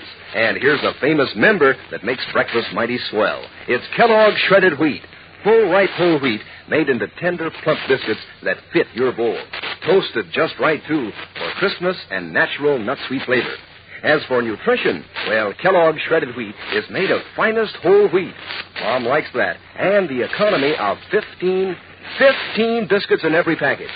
Remind Mom to get Kellogg Shredded Wheat. And be sure to be with us tomorrow for the thrilling adventures of Superman. This is the Mutual Broadcasting System.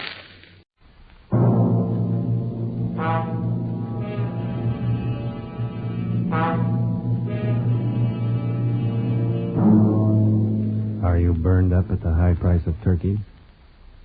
Can't get eggs for your pumpkin pie? Want to get away from it all? We offer you Escape.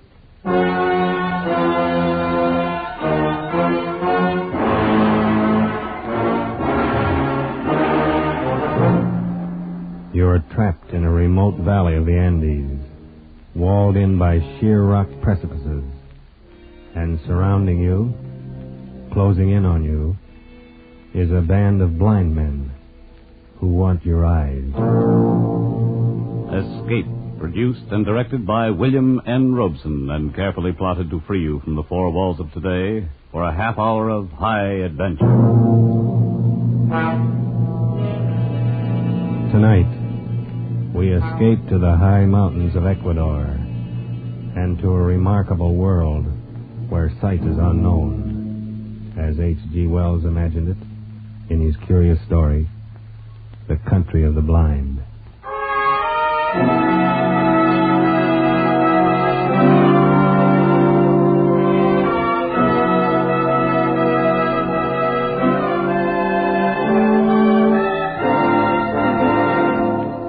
My name is Ibarra.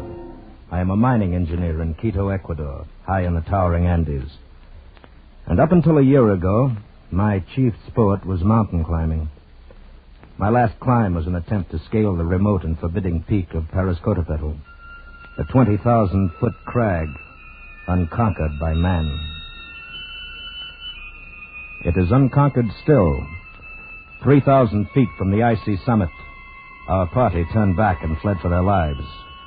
All of us escaped except one, a guide named Nunez, who slipped and fell over the precipice, disappearing into the vast chasm that yawned 10,000 feet beneath us.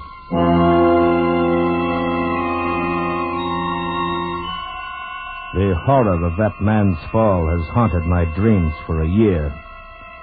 Because of it, I have forsaken mountain climbing for the rest of my life. And that decision still stands, even though today I have seen Nunez. He was sitting on the steps of my shack when I arrived at the mine this morning. At first I didn't recognize him. He was so much changed. I thought he was a ragged beggar asking alms. Is it you, Senor Ibarra? My name is Ibarra, yes. What do you want? You do not know me, Senor. I know, You look like a man I knew once, but he is... Dead? Dead on the slopes of Periscotopetl? Nunes. No, it couldn't be you. Nunes. That is my name, Senor.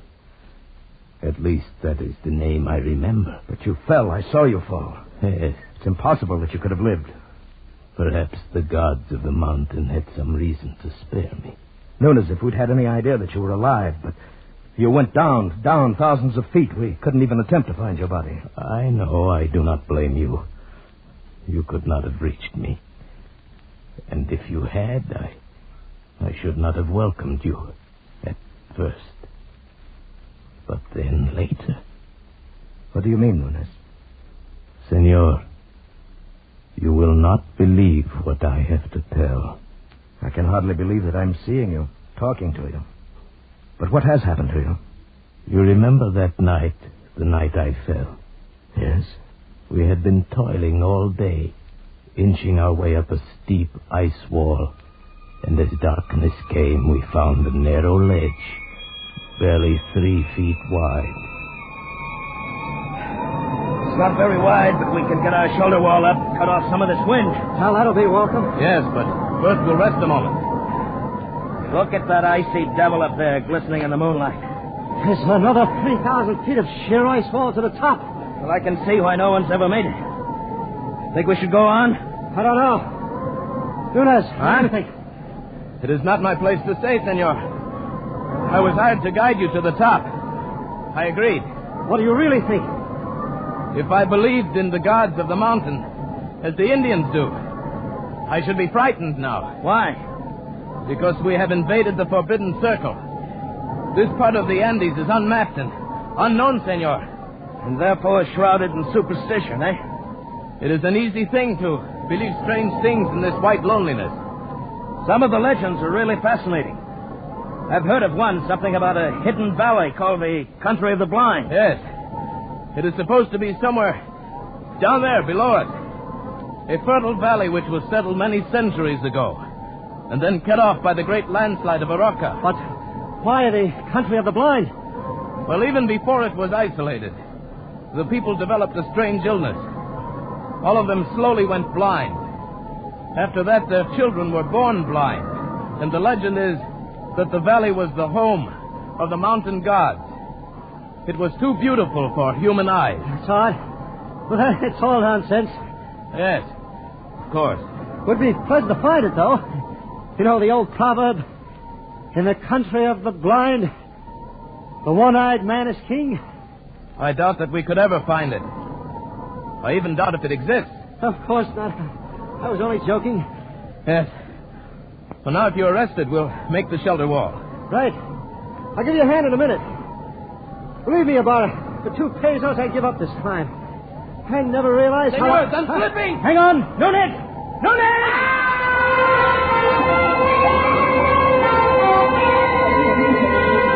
In one horrible instant, my foot had slipped on the treacherous ledge and I'd gone over, falling far out into the icy black night, falling down.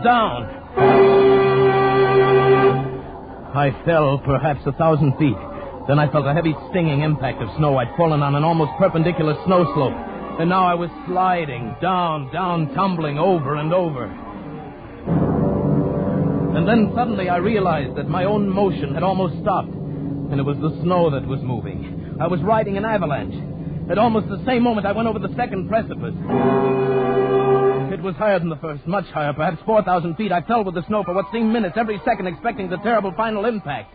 But the impact never came. Miracle of miracles, that sheer wall blended almost imperceptibly into another steep snow slope. And again I was sliding. Gradually, as the arc of the slope curved away, I felt myself slow down. And finally I rolled to a stop and lay still. When I awoke, it was morning, and I was covered with snow. I shook off the cold white blanket on my chest and rested a moment. And then I rolled over on my back and looked up.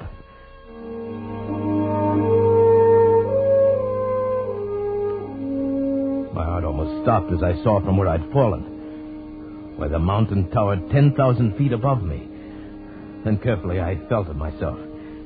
My clothes were torn. I was bruised and bleeding. I ached in every muscle, but I had not a single broken bone. I lay there and offered up a prayer to the gods of the mountain.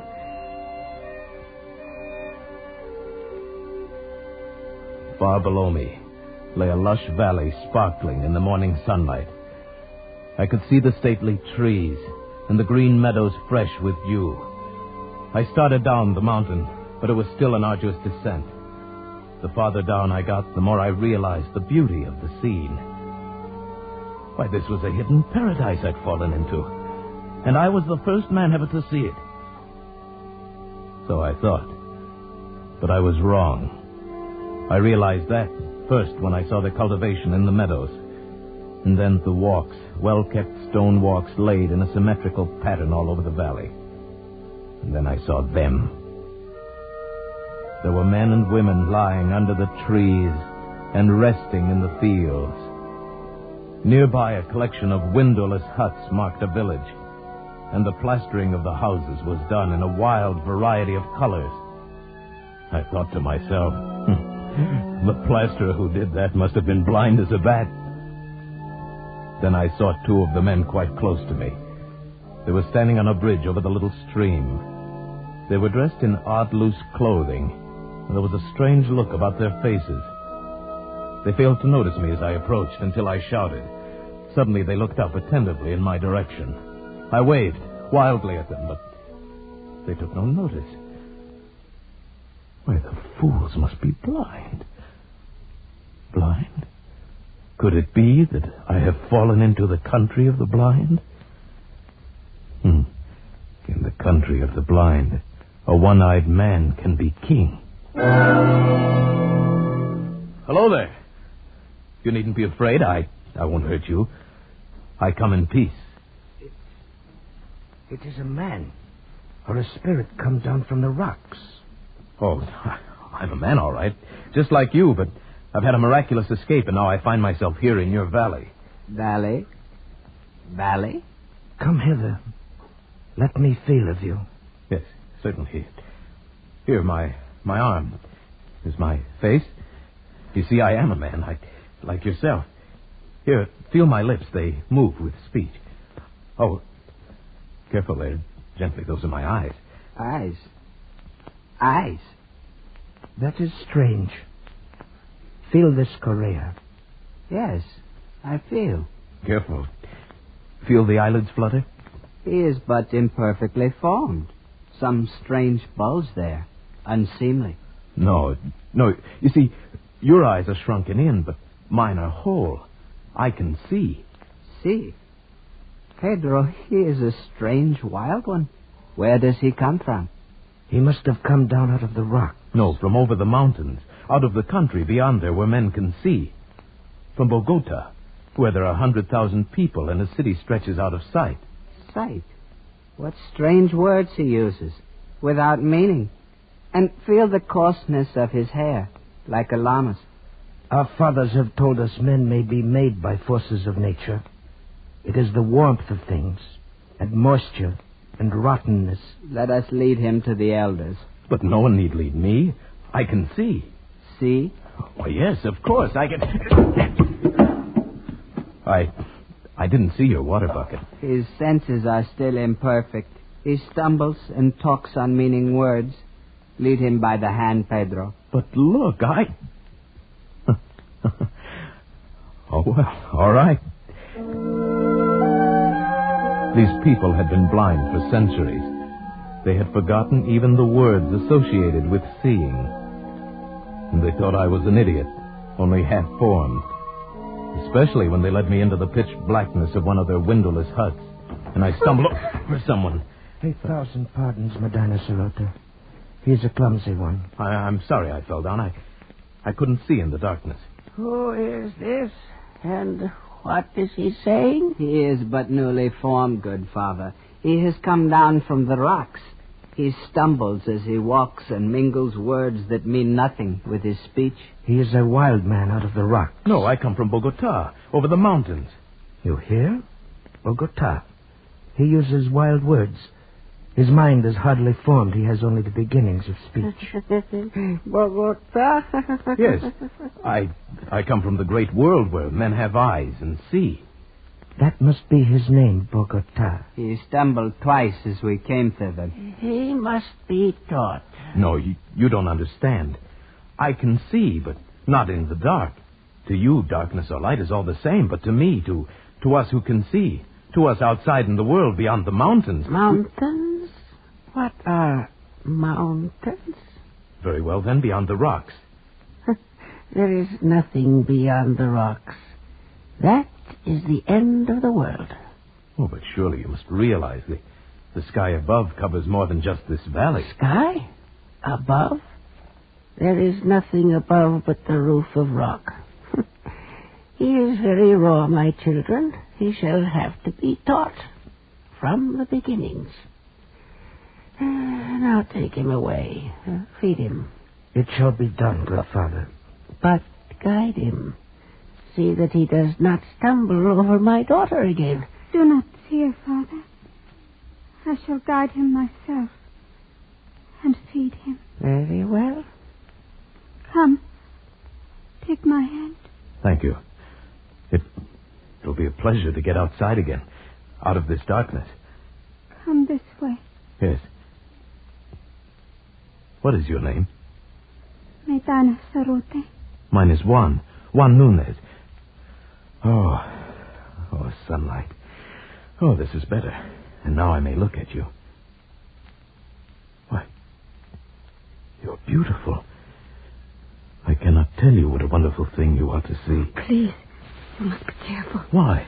If you do not learn quickly and cease speaking such strange words, they may not be so kind to you. They might be angry. They might even destroy you.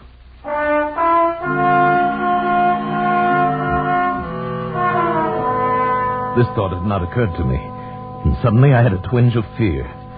Still, the proverb kept running through my mind. In the country of the blind, a one-eyed man is king. But try as I would, I could not make them understand my wonderful gift of sight.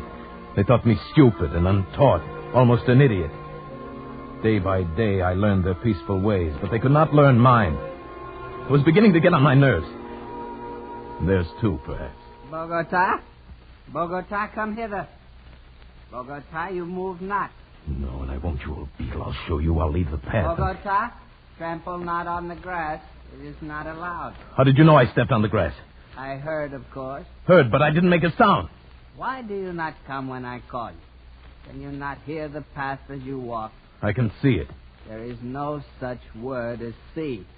Cease this folly and follow the sound of my feet. Oh, my time will come. You will learn. There is much to learn in the world. Has no one ever told you in the country of the blind, the one-eyed man is king? Blind? What is blind? Oh, never mind. Bogota, I must warn you. Just keep quiet and learn. And stop this nonsense about seeing. Nonsense, is it? I'll show you I've taken enough of your insults. Unformed mind. Got no sense yet. I'll be king here. I can see and I'll be king. Bogota, stop it. No, I'm through with your orders. I'll show you what an advantage sight can be. I can hit you and hurt you, and you can't see me to strike back. Bogota, put down that spade. You devil, your ears are sharp, aren't they? Bogota, there must be no violence. By heaven, I'll hit you if you come any closer. I swear I will. Put down that spade and come off the grass. You don't understand. You are blind, and I can see. I can see. Bogota. I'll hurt you. I swear I will. Put down that spade. Leave me alone! I hit him with a spade and ran. Over the wall, outside the valley, back to the rocks, back to the cliff I'd come from. When I reached that sheer rock wall, I knew there was no place to go. For 2 days and nights, I stayed outside the valley. I grew hungry and cold. Then I realized the hopelessness of my position. I was trapped. I must spend the rest of my life here. There was no way out. So I went back. I confess, O chief of the elders, I was mad, I admit. I was only newly made. That is better. And do you still think you can see? No. That was folly. The words mean nothing less than nothing. And what is over here? Rock. There's a roof above the world, a roof of rock and very smooth. Very well. And, Please, before you ask me any more, give me food or I shall die. Very well, give him food. Medina Sarate. And after that, we must put him to the most menial tasks in the village. Guard him well. And perhaps he shall learn yet. Thank you. Thank you.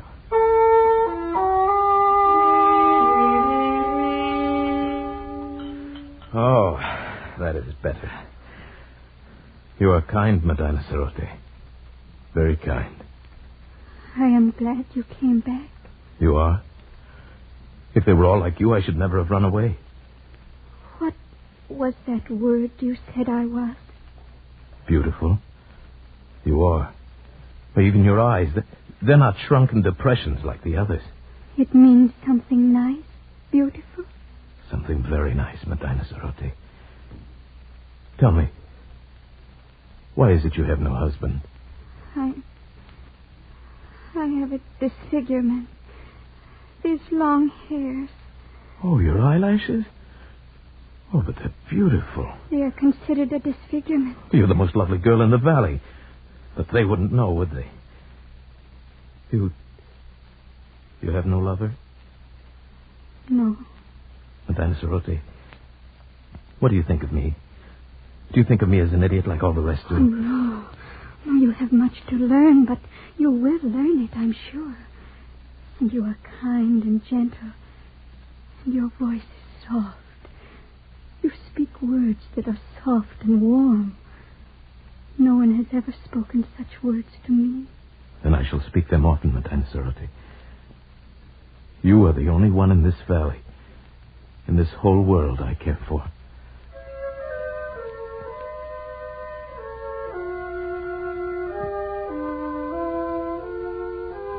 And so it began. I, the village idiot, the slave boy who dreamed to be king. I, with my eyes still whole, fell in love with Medina Sarote, the daughter of the elder of the village. Only to her could I open my heart without fear. Only to her could I speak of the beauty I could see around me. Oh, it is a beautiful valley, Medina Sarote. Green with grass and yellow with sunlight. And flowers, bright flowers dotting the hills. And in the cool of the night, the stars gleam like diamonds in the sky. Oh, the words sound lovely. But what are stars? Stars? Why, No, you wouldn't understand. And what do you mean in the cool of the night? You still get that confused one. The night is warm. The day is cool. Oh, no, it is you here who have them backwards. Because the darkness means nothing to you. You work in the cool of the night and sleep in the heat of the day, but... You are teasing me. No. Oh. What does it matter? All that matters is you. You. Here beside me, Medina Sarote. I love you. And I love you. I know they still think me an idiot, but you listen to what I say, and you don't think me an idiot, do you? Oh, no. I like to hear you speak. Then, would you marry me? Yes. Yes, Juan. I will marry you.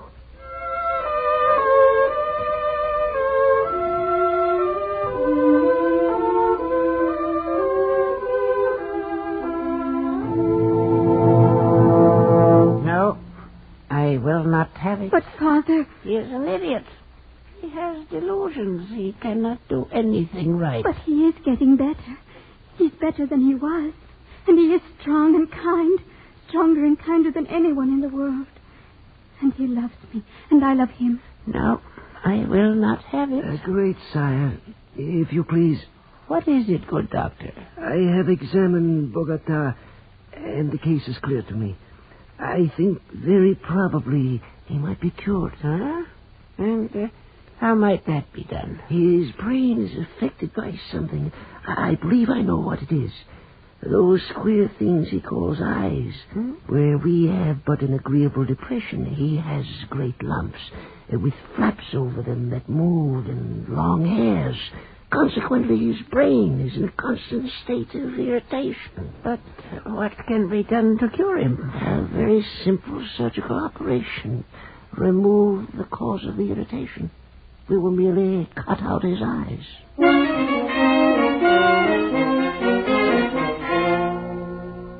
But, Juan, they say it will make you well. It will make you look like us. But you don't understand, Medina Cerote. My world is sight. You would not want me to lose my most precious possession? I don't know. There are so many beautiful things to see.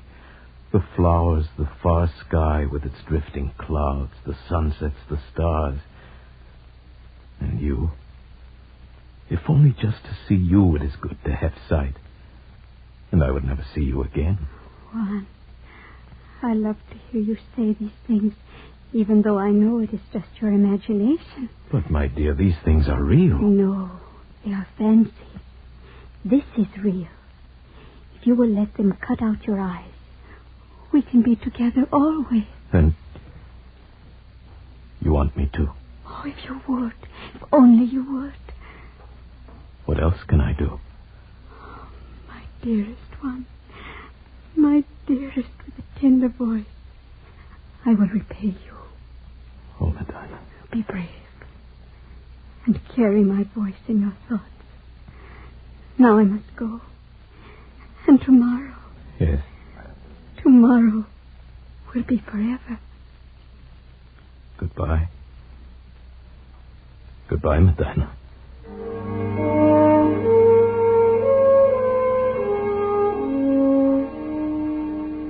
I suppose I knew it then, when I said that. I only meant to go up on the rocks and look out over the valley, to spend my last days feasting my eyes, my precious eyes, on the wonderful, beautiful world of light and color. But when I got there, it was too beautiful, too lovely, this valley, this home of the mountain gods. Beautiful and forbidden. I drank it in.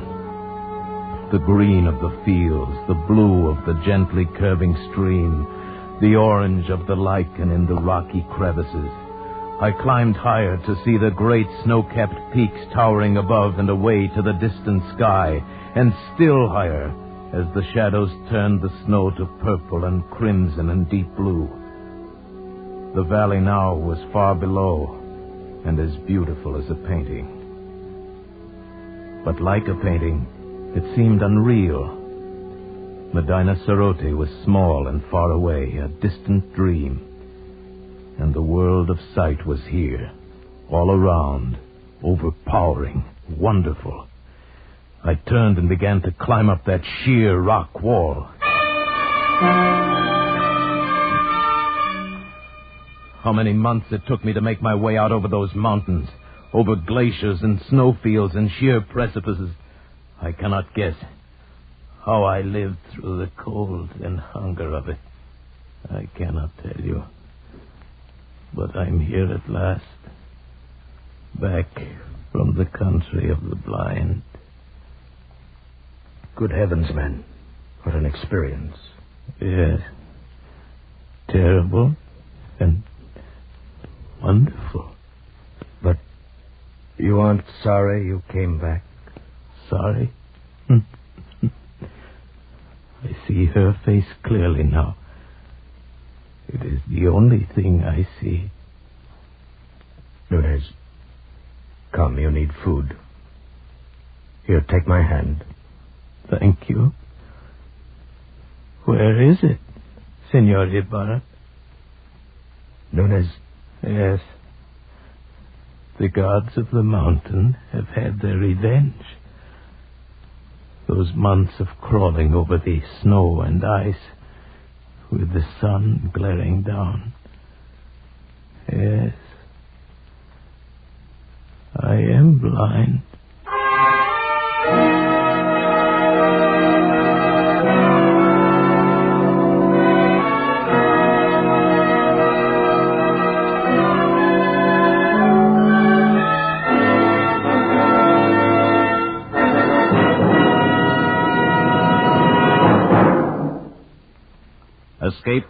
produced and directed by William N. Robeson. And tonight presented The Country of the Blind by H.G. Wells, adapted for radio by John Dunkel, with Paul Frees as Nunez, Peggy Weber as Medina Sorote, Bill Conrad as Ibarra, and Harry Bartell as Correa. The special musical score was conceived and conducted by Cy Fewer. Next week, when you're tired from a hard day at the office, or your back aches from bending over a hot stove, next week at the same time, when you want to get away from it all, we offer you Escape. This is CBS, the Columbia Broadcasting System.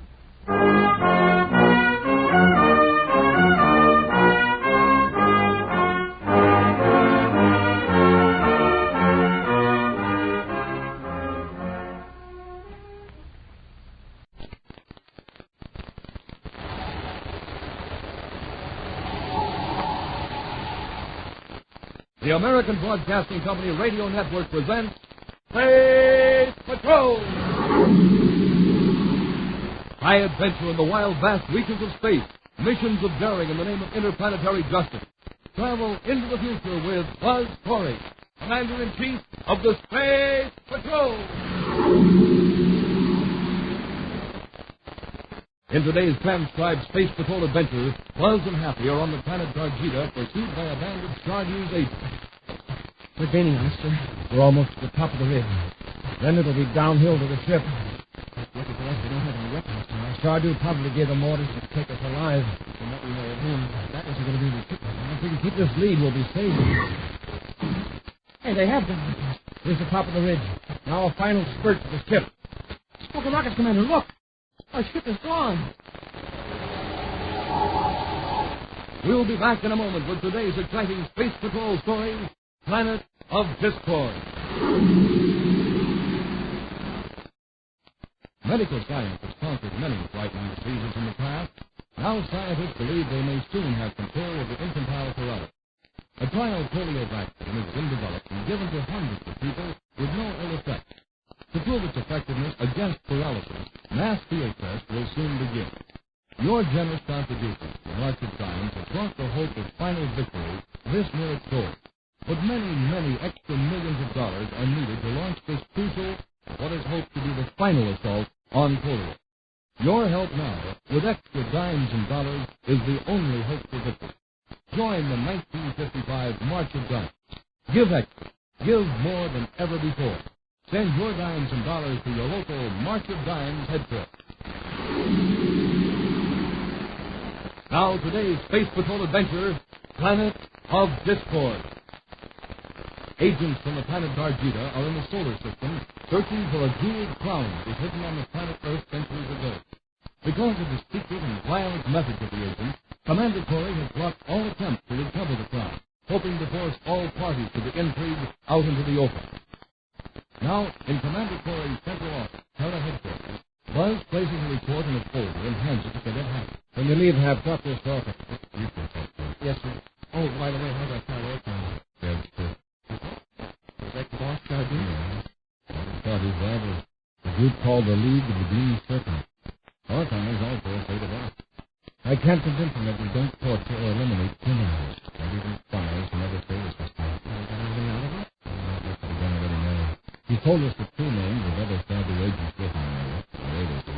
He doesn't know anything about the other faction, except that their agents are also after the planet Darjeta.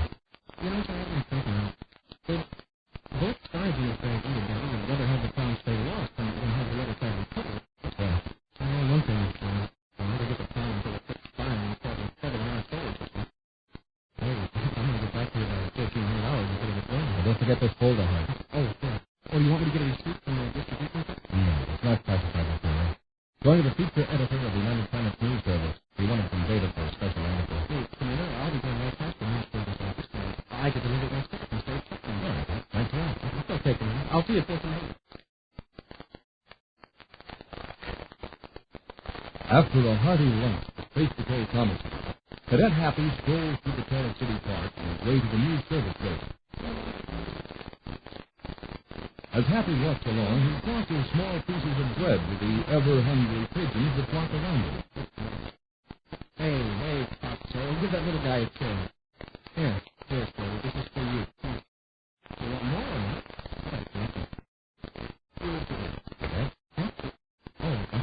I was just talking to the pigeons. Yes, I see there.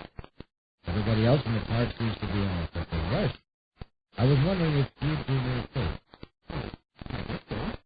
Do you know anything about these microphone cameras? I want to take a picture of the park or whatever. The film I was thinking how to reload. Oh, that's easy. You got a new roll of film? Okay. All you do is slide the cartridge into the little round hole in the film, right? When you press this lever, that will move the protective screen and start the film through the cartridge. Yes, I know. It's a rivet camera, and I didn't want to tamper with it. I have to open the thing and hold the hand. You better get out of the straight camera. My circus car is right over there. But you dark enough inside? Oh, yeah, you could make sort of a tent out of your jacket and you're in business. It's certainly nice of you to go to all this trouble. Oh, yes, I like to feel around the camera here.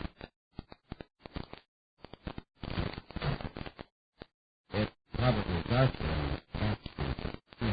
Oh, this will be fine. I think I can shield it in the top. Great idea. I'm sure lucky you found out. First, we'll pick up a little first.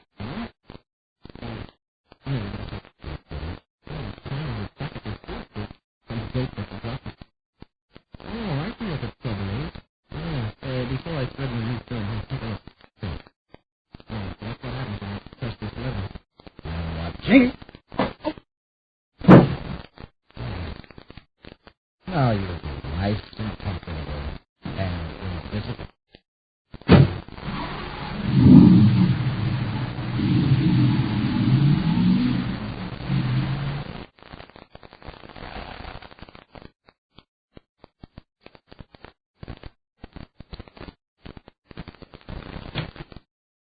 All right, cadet. Inside. Go over there and sit down. Who are you? We'll find that out later. Now sit down. That's it. You got it. Those were Sharpie's orders. You put him? Anyone see him? No. I lured him into the car and slugged him. Now he's partially under sex control. We'll do anything I can. Now, if he's only getting to the spaceport, it'll be easy. We'll take that uniform off him and get him into civilian clothes. Rod, are you all ready to leave? Don't find me. You didn't pack that spaceplane. I thought you might want to contact Charlie. We'll do that after we blast off without you then. No, I'll put the spaceplane in the safe. Save that for the last. Just make sure we haven't left any evidence in the other room. It's cleaned out there. If there's a slip-up, Charlie will hold me responsible.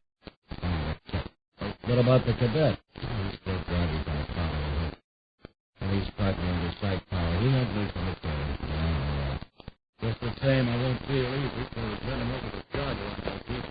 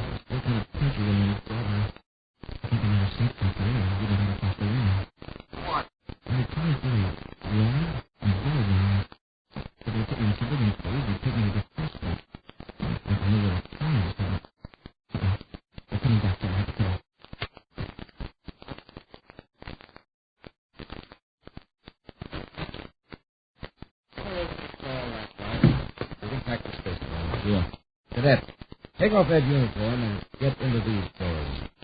Come on, get up. Okay. What about those papers the cadet was carrying? Just general information. I think so. Still, it might be helpful to start here. We'll take them around. Well, cadet. Yeah?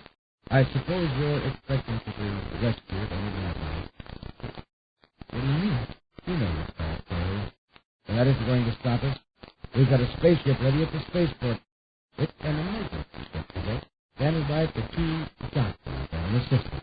We arrested some vaccines at Saturn City Hospital. That's we're going to a lot of trouble for nothing. I don't know where that clown is, and if that phony would-be emperor Stardew thinks that they're learning defense secrets from me, he's trading. You know why? Because I don't know any big secrets. And that, gentlemen, is just one of the advantages of being a cadet. Oh, well, that's it. You don't think we put any value on anything like thick skull of yours, do you? Hey, now, wait just a minute. Corey, we won. It was just what we wanted you to do. No, Corey, you're being taken to Nigeria. Huh? You've done something our best agents couldn't do today. You've led Commander Corey right into Chardou's clutches. Acting quickly after receiving the spacephone message from Happy, Commander Corey alerted the spaceport and then blasted off in the Terra 5 in order to be spaceborne in the event Chardou's agents evaded the guard. Circling within the view scope range of the Terra City spaceport was monitoring the space patrol frequencies and those used by the Gita agents. As he speaks to the Terra Space Control operator, the answers come back in code to prevent interception by Chardou's fire. If you're sure every ship has been checked, then Happy must still be on Terra. I'll remain spaceborne. Something's coming on one of Darjeeta's frequencies. I'll call you back. Hurry up. Okay, to start this. The plan works. Our emergency ship advanced through the Terra space rocket. Get to board. Proceed at once to Darjeeta. Commander Corey aboard Terra 5, calling Space Control Terra. I'm setting a hyperspace sector for Darjeeta. I'll try to contact you when I come out of Star Drive. Corey out. Good luck. I might be able to take that ship before it reaches Darjeeta. I can help you, Commander. What? Don't make a move until I tell you. I don't want to use this gun. How'd you get aboard? The mechanics cover all help. Nothing is the station of a guard by sight fire. And you're one of Chardou's men. No, Commander. I am Plato, the sworn enemy of Chardou. I am of the Legion of the Green Serpent. In that case, you'll help me rescue Happy from Chardou's agents. Certainly. The cadet was abducted, married, with you into Chardou's trap on Darjeeta. I am here to prevent that. Fine, Plato. In that case, you can put away the gun. You don't understand, Commander. My method of keeping you out of Chardou's hands is to destroy you both. We'll return to Space Patrol in just a moment. Boys and girls, here's a little prize. How long does it take to cross the street? 5 seconds? 10 seconds? Well, that may be the right answer if you're careful to cross the corner and wait for the traffic light. But if you cross in the middle of the block, it may take weeks to get to the other side. Yes, weeks.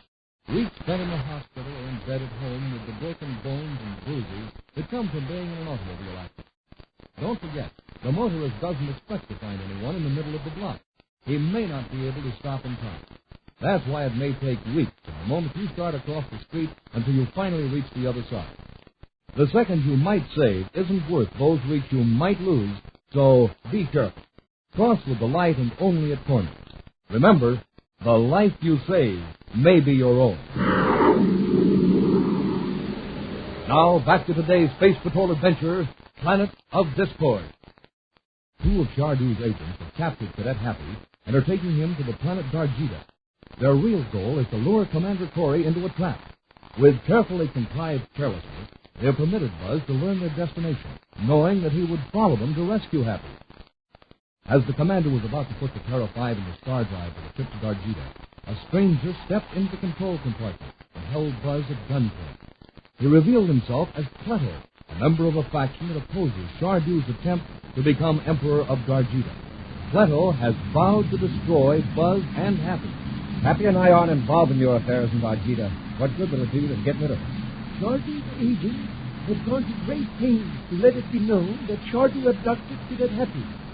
If neither of you return, your government will hold Chardou responsible. You expect the United Planets to help your gang into power, perhaps even use force to put down this Chardou and his followers. Well, why not? You have had no trouble with our league, only with Chardou's agents. Just who is the rightful government of Darjeeta? Who's in power now? The League of the Green Serpent has been in control for several years. Then this upstart Shardu started his rebel-rousing campaign to restore the Empire. That's what I hear, Peto. Your gang wants the crown, too. Yes. To a large part of our population, the crown is a symbol. There is a legend to the effect that the crown gives the person who wears it infinite wisdom and the power to rule with justice and mercy. When we get to Darjida, we will force you to tell me where the crown is. And with the weapons aboard the ship, delete and conquer Shardu. And then, Commander, you will be eliminated. But can that happen? You can at least save him. I will see. Set a vector for Darjida. Do you know where it is? Its orbit circles the star near Antares, right? Yes. Lokina. Do as I say and ask no questions. Remember, your mind is no longer entirely your own. As we have talked, energy from my mind has steadily overpowered you. The sight force, you know. Yes. The vector for Darjida is set up. All right, Corey. Put into start drive and don't try anything.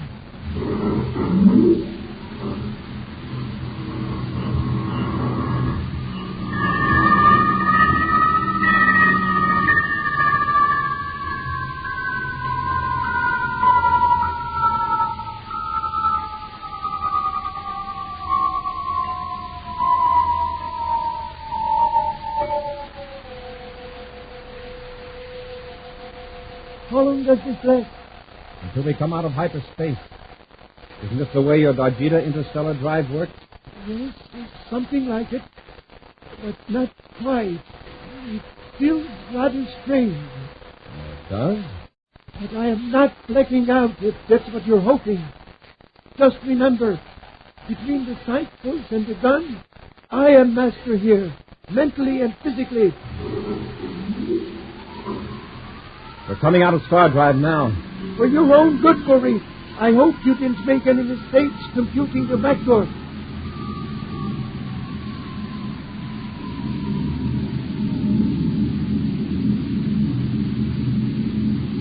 Well, there's a star glaring through the starboard viewport. Recognize it? It looks like Lokina, all right. The greenish Class B star. It's about 40 million DUs away. It's Lokina. And look in the viewscope. There is Darjida. You sure? Don't you think I know my own home planet when I see it?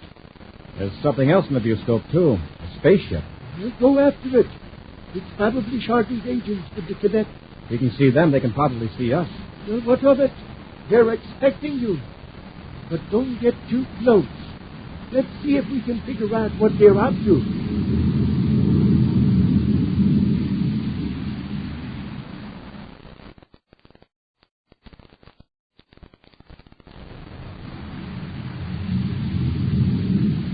Agent Bourvain calling Shardy. Agent Bourvain calling Shardy. Scott, may report for me. We have emerged from Star Drive and are now approaching Darjida. Excellent. Has Corey followed? I assume so. Here are your orders for me. Stand in the work camp in the Kelvin Mountains, constructing power relay towers. Those men are all loyal to me. Stand there and remain until you hear from me. Very well, Shardu. And guard the cadet carefully. As long as we have this, we can afford Corey to help us locate the ground and to operate the weapons in the ship. Are your instructions clear? Yes, Shardu. I will obey them to the letter. Bourvain out.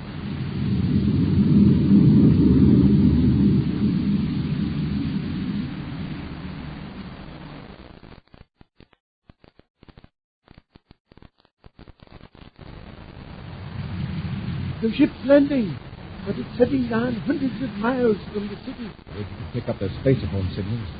Plato, do you know what frequency they'd be using? No. Maybe that's not Bourvain's ship.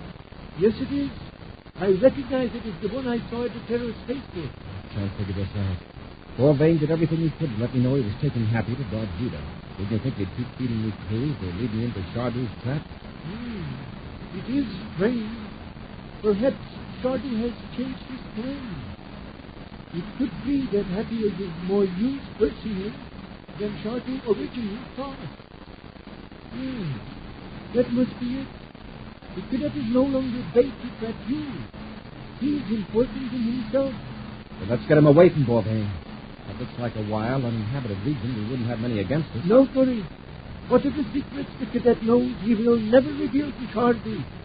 You are going to bless that ship with your atom cannon. Crazy, Tonto. You will do as I say. A fast, slow approach will take them completely by surprise. You heard me, Curry. You can't resist the sight force, so don't try it. It'll have to be a fast approach. I know. You are completely under my control now, Curry. Prepare your weapons and increase velocity. Anything you say, Tonto. How's this? Is this fast enough? Curry, wait. There is too much acceleration. I am blacking out. Just in case you don't, maybe this will help.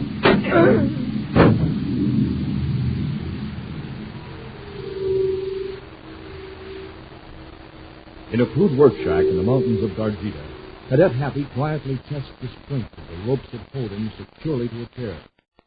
Across the room, Warvane stares anxiously at the spaceophone receiver.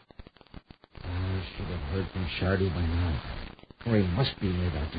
Why don't you call Shardu and find out? Because my orders are to wait. Something may have happened. You never can tell, Bourdain. Maybe the League of the Green Serpent is up to something. You shut up. I know what you're up to. You're trying to get me worried, so I'll make a spaceophone call. And maybe your pal Cory will pick up the signal. Okay. Sit there and chew your nails. Jardo knows what he's doing. And there's no use of your trying to loosen those ropes, Cadet. Even if you get out of this shack, there are 40 men in this construction unit that'll hunt you down. Oh, I'm not trying to get loose. I like it here. Yes, I'll bet you do. But just remember, there's nothing around here but mountains and dry brush. Even if you did escape, there's nothing to eat. You'd starve or die of exposure. Warning. Come on. Rod, what's the matter? There's a fire down in the supply dump. The wind's carrying it right toward the camp. Let's go. It's not our job. We don't belong to this crew. The chief wants every able-bodied man down there in a hurry. There's explosives in the supply dump. The fire gets much closer to... all right. How about the cadet? We can put him to work, too. No, it's too much trouble to keep an eye on him. Leave him tied up. Come on. All right.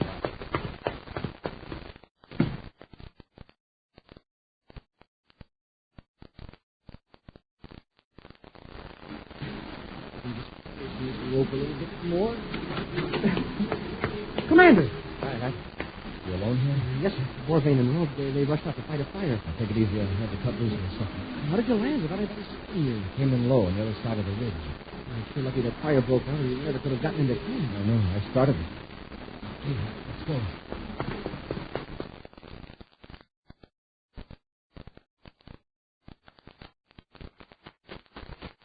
Keep your head down, Hap. The farther we get from that camp without their seeing us, the better. They're all too busy fighting that fire. Come back there. Bourdain, he sees us. And he's got a gang with him. Hurry, Hap. No, they're closer than I thought. We make it to the top of the ridge. We'll be in the clear. Get them off. Don't let them get away. Hap, there are 4 men closing in on our right.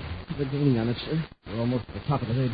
Then it'll be downhill to the ship. It's lucky for us they don't have any weapons. Shardu probably gave them orders to take us alive. From what we know of him, that isn't going to be any picnic. If we can keep this lead, we'll be safe. Wow, they have got weapons. There's the top of the ridge. Our final spurt to the ship. Smoking rockets, Commander, look. Our ship is gone. Right on. Must have broken out of the compartment and blasted off. Now what are we going to do? Keep running. It's downhill for us, and they're still climbing. Even if we get away from that mob, then what? We'll worry about that later. Hap. Yes, sir? What's down there? It's vanished. The shadow is still there. The shadow left behind. They must have blasted off in a hurry. It didn't blast out. The ship is still there. I just can't see it. Okay. Somebody's using a sight for us. Hey, run for the shadow. There they are. After them. They're at the top of the ridge. Stop before they reach the ship. Hear that, sir? They see the ship. Hurry, Hap. When you're there, Happy. I still can't believe that the ship is there. It has to be, or there wouldn't be a shadow. Come on, men.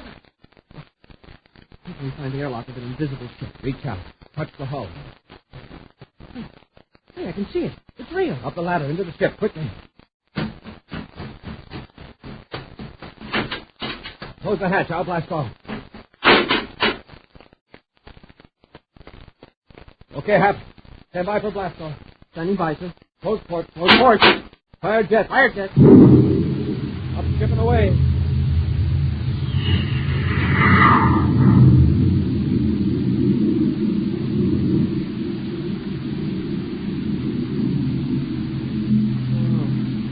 We made it. We're still in charge of the domain. We can expect more trouble.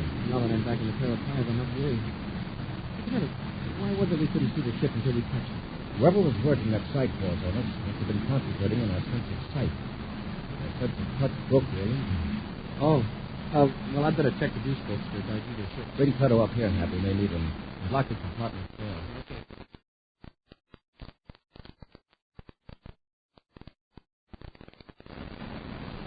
There he is, sir. He acts kind of groggy, but I'll keep him covered. Right. Well, Cleto, was that invisibility trick some of your work? Yes. It really took all my strength. What was the idea? I figured if nobody could find the ship, I'd have a chance to break out of this compartment. I was concentrating on every detail of the tether find and projecting the idea that it didn't exist.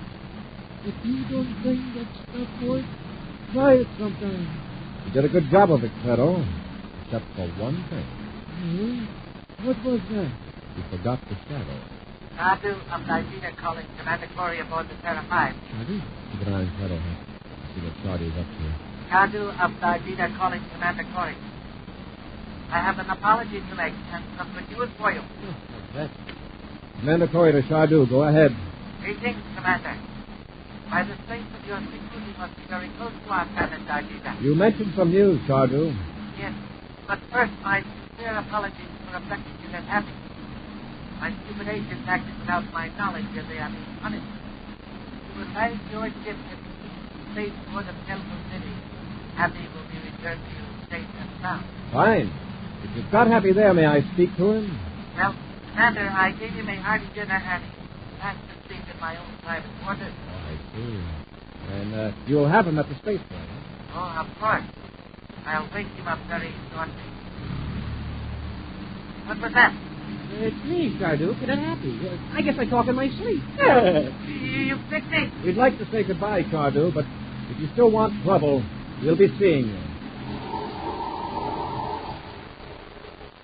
A preview of next week's exciting Space Patrol adventure in just a moment. Here's an important announcement for all college men. If you qualify as an aviation cadet, you can become a commissioned officer in the United States Air Force with earnings of more than $5,000 a year. As an aviation cadet, you'll get the most thorough training in the world in the new field of jet aviation. You'll be flying jets yourself within 18 months, flying easily and safely. You'll be a skilled jet pilot with a new world of aviation before you. If you're between the ages of 19 and 26 and a half, single and have 2 years of college, you can qualify for this training and for a wonderful jet future. Visit your nearest United States Air Force base or recruiting station and talk it over. Now a preview of next week's exciting Space Patrol adventure. Buzz and Happy are on the planet Saturn, searching for agents from Darjeeling. Investigating an apparently deserted scrap metal yard, Happy glances up at a crane control tower. The tower looks empty, Commander. And the men we're after must be in the buildings at the other end of the yard. Come on. Uh-oh. What's that? The crane. Someone started the electromagnetic crane. Commander, look. It's swinging right over our heads. The magnet with scrap metal hanging from it. Somebody is in that tower, Hap. If they cut the current, that metal will fall and crush it. Be with us next week for the thrilling Space Patrol story, The Conquest of Darjeeling. Space Patrol, created by Mike Moser, starring Ed Kemmer as Commander Corey and Lynn Osborne as Cadet Happy, was written by Lou Houston, produced and directed by Larry Robertson, executive producer Helen Moser. Other players were Ken Mayer, Bela Kovac, and Norman Jolley. Dick Wesson speaking. This program is broadcast to our armed forces overseas through the worldwide facilities of the Armed Forces Radio Service. Space Patrol came to you transcribed from Hollywood. This is ABC Radio Network.